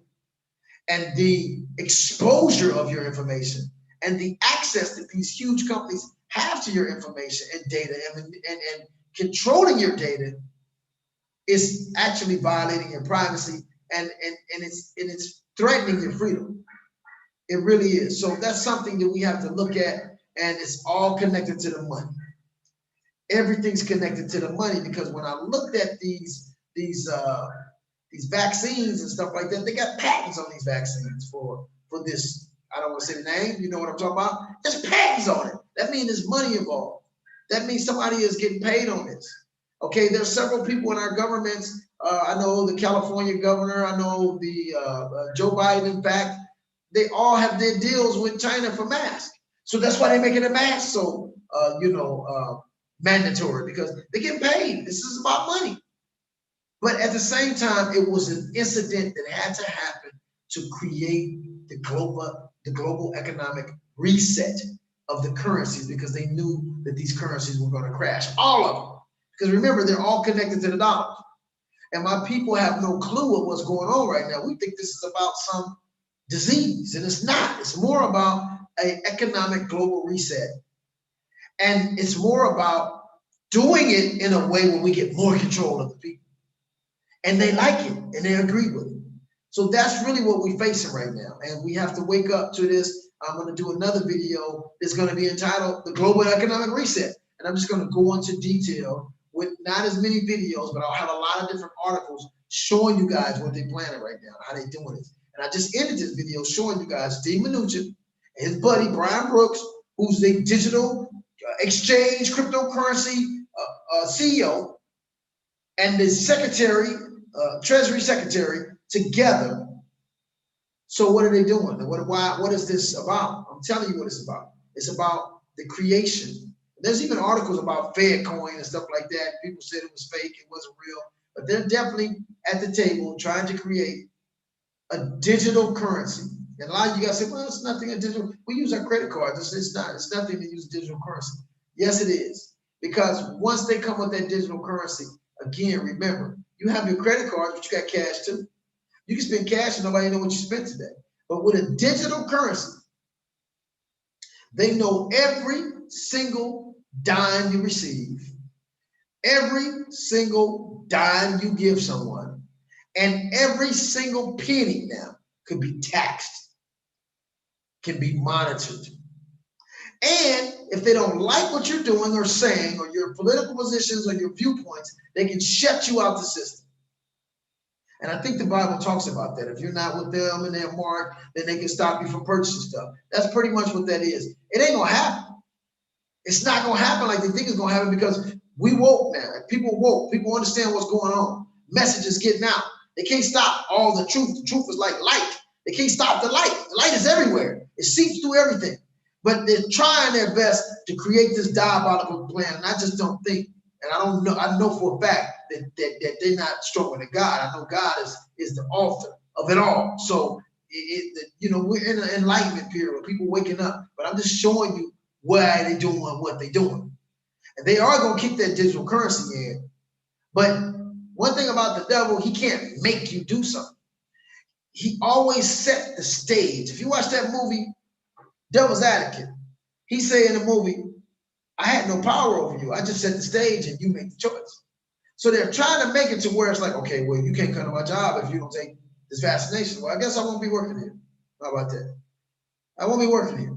And so that's how it's going to work. They're going to pressure you to make the decision. Well, you know what? I got to go to work, so I'm going to go ahead and take this vaccination. So they're going to try to make it seem like, okay, the economy crashed. Everybody is messed up. We don't have no money. Yeah, because you choked everybody out. You suffocated everybody throughout this crisis and made it to where people are now desperate for a resolution. And so here you come with, okay, well, we're going to go to some digital currency. And by the way, to make it easier on everyone, we're going to give you a universal basic income. We're going to give everybody money, so you won't have to worry about working and all that while we change all this stuff. And so you agree with that, and what's going to happen when they change everything? You have no freedoms. You have no rights now. You basically, the whole world is in kind of a communist type of situation. And you look like you're in a future movie. And so that's what's going on right now, you guys. And we got to wake up. People got to start studying money. It's imperative that you understand money, because money is the object that they're using.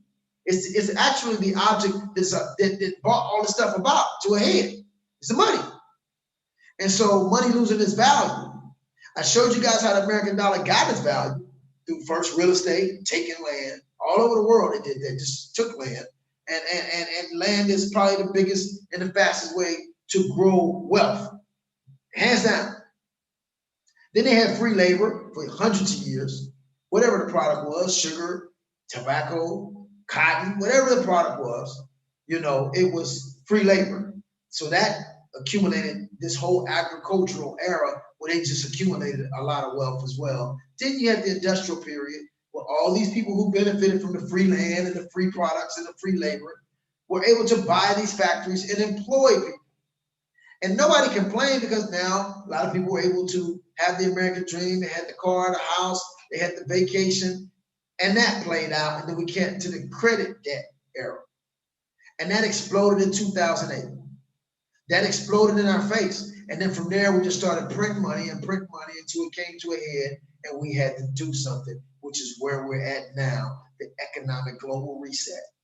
But they needed a situation, an event that will allow the people to come in. Let me make you an example. If there was an announcement that there's a swarm of butterflies coming, a lot of people will forget that in a week. When the butterflies come, like, oh yeah, they did say the butterflies are gonna come last week, I forgot about it. But if they said a swarm of killer bees was coming, then everybody will take note, everybody will remember that, everybody will be scared, and everybody will, there's something that triggers in your brain that is fear because this is something that's harmful, and so therefore now you can be controlled through that. So what they've done is created something out of fear that allows you to be susceptible to whatever scenario that they're coming with. But nobody's doing the research, nobody's doing the homework and seeing that this is bullshit. And it's all about something else. And why is everybody in the world all in a concerted effort, all these billionaires, all these major corporations all coming together in unison with the bullshit? And they're doing that because there's an agenda, there's a plan, there's an objective, okay? And the objective is not the subject that you think it is. Okay, so it's the writing is on the wall. They're creating this. They needed this scenario to distract you, so they can create all of this that will bring in about a new currency and controlling currency. Just think, if there was 2 people in the world that controlled all the currency in the world, it don't matter if it was 10 people. Literally, they can control the world. If 10 people were able to control the currencies of the world, they control everybody's actions.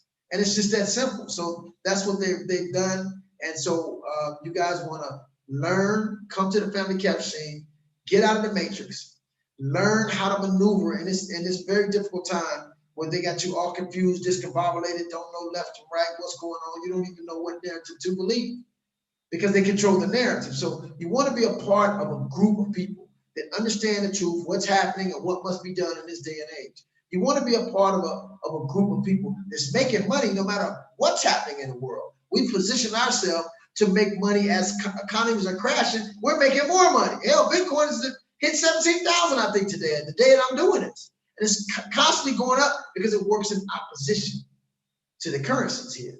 And it's a product that you can't just print. There's only 21 million of them. That's it. And it's going to be 140 years before the next 3 million are printed. Or not printed, but mined. It takes a tremendous amount of electricity and computer mining hash power to make a Bitcoin. So it's something that's a limited product. It's difficult to produce, and there is demand for it because it's something that I can transfer value outside of this bullshit that they got, outside of the monitoring, outside of the banking system, outside of governments even knowing what I'm doing. That's something very valuable that we need. I need to be free and be able to transact, and I need to be able to do transactions when God wants me to do transactions, when I need something, when my family needs something. I don't need to be controlled and monitored and told what I can transact, when I can transact, how I can transact, or if I can transact at all. That's going to be a huge problem. So right now we're living in the day of the awakening, and people are waking up. Everybody is not waking up. There's still a lot of dead, walking, dead, sleepy, just walking around like zombies. This is the day of the living dead, because we got a lot of zombies just walking around, just zombies. They're dead. Because in the event, they don't know what's happening. They don't understand the politics. They're dead to politics. They're dead mentally. They're dead spiritually. They're dead economically. They're dead. And so we are awakening people as best we can, impacting people's lives, teaching them about this global economic reset that's happening right now, this concerted effort around the world of major corporations and major millionaires and billionaires. Because I told you guys in my last video, there's 26 people that control 50% of the wealth. And that's the problem. One of them is the owner of Google, one of them is the owner of Facebook. See, they're in that circle. And that's why he was so scared. He was more afraid of saying the wrong thing than he was the congressman and the the senators in the United States government. He wasn't scared of them. He was scared of whoever's controlling him, who's ever directing him. He was scared of that group more so than anything else. Well, let me check with my partners. And who's your partners? Who you got to check with? I thought you was the owner of Facebook. He pretty much is the owner. He's the head exec. He's one of the fifth richest men in the world. They tell you. Or are there people more wealthier than him that we don't know about? See what I'm saying? Or is there a group of people that are wealthy that control him that he has to answer to, that have an agenda? Because you see, I showed you from a book from 1991. I read that book around 92, and things are manifesting now that was in that book that William Cooper wrote called Behold the Pale Horse. And when I was reading that book and sharing things with people, they were calling me a conspiracy theorist. But I'll be damned if this stuff ain't happening now. So I would suggest all of you guys to get that book, because it also talks about the FEMA concentration camps and stuff like that they want to bring to fruition.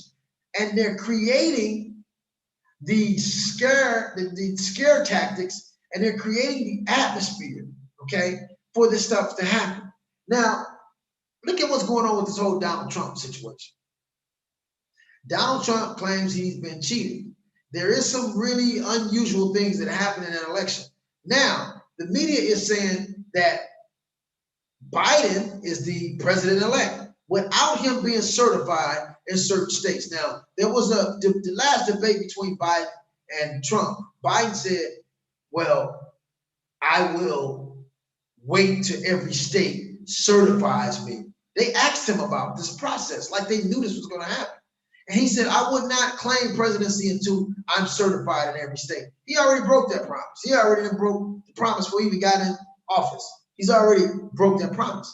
Okay, so he's claiming presidency, but every state that's in question is not certified him yet. Now, he could be president. I'm not saying he's not, but for some reason, nobody's following the proceedings that's supposed to happen. So let's say he lost a couple of those states. And the media is telling all you guys, oh no, he won. The media can't tell you who won the presidency. It has to be certified through each state.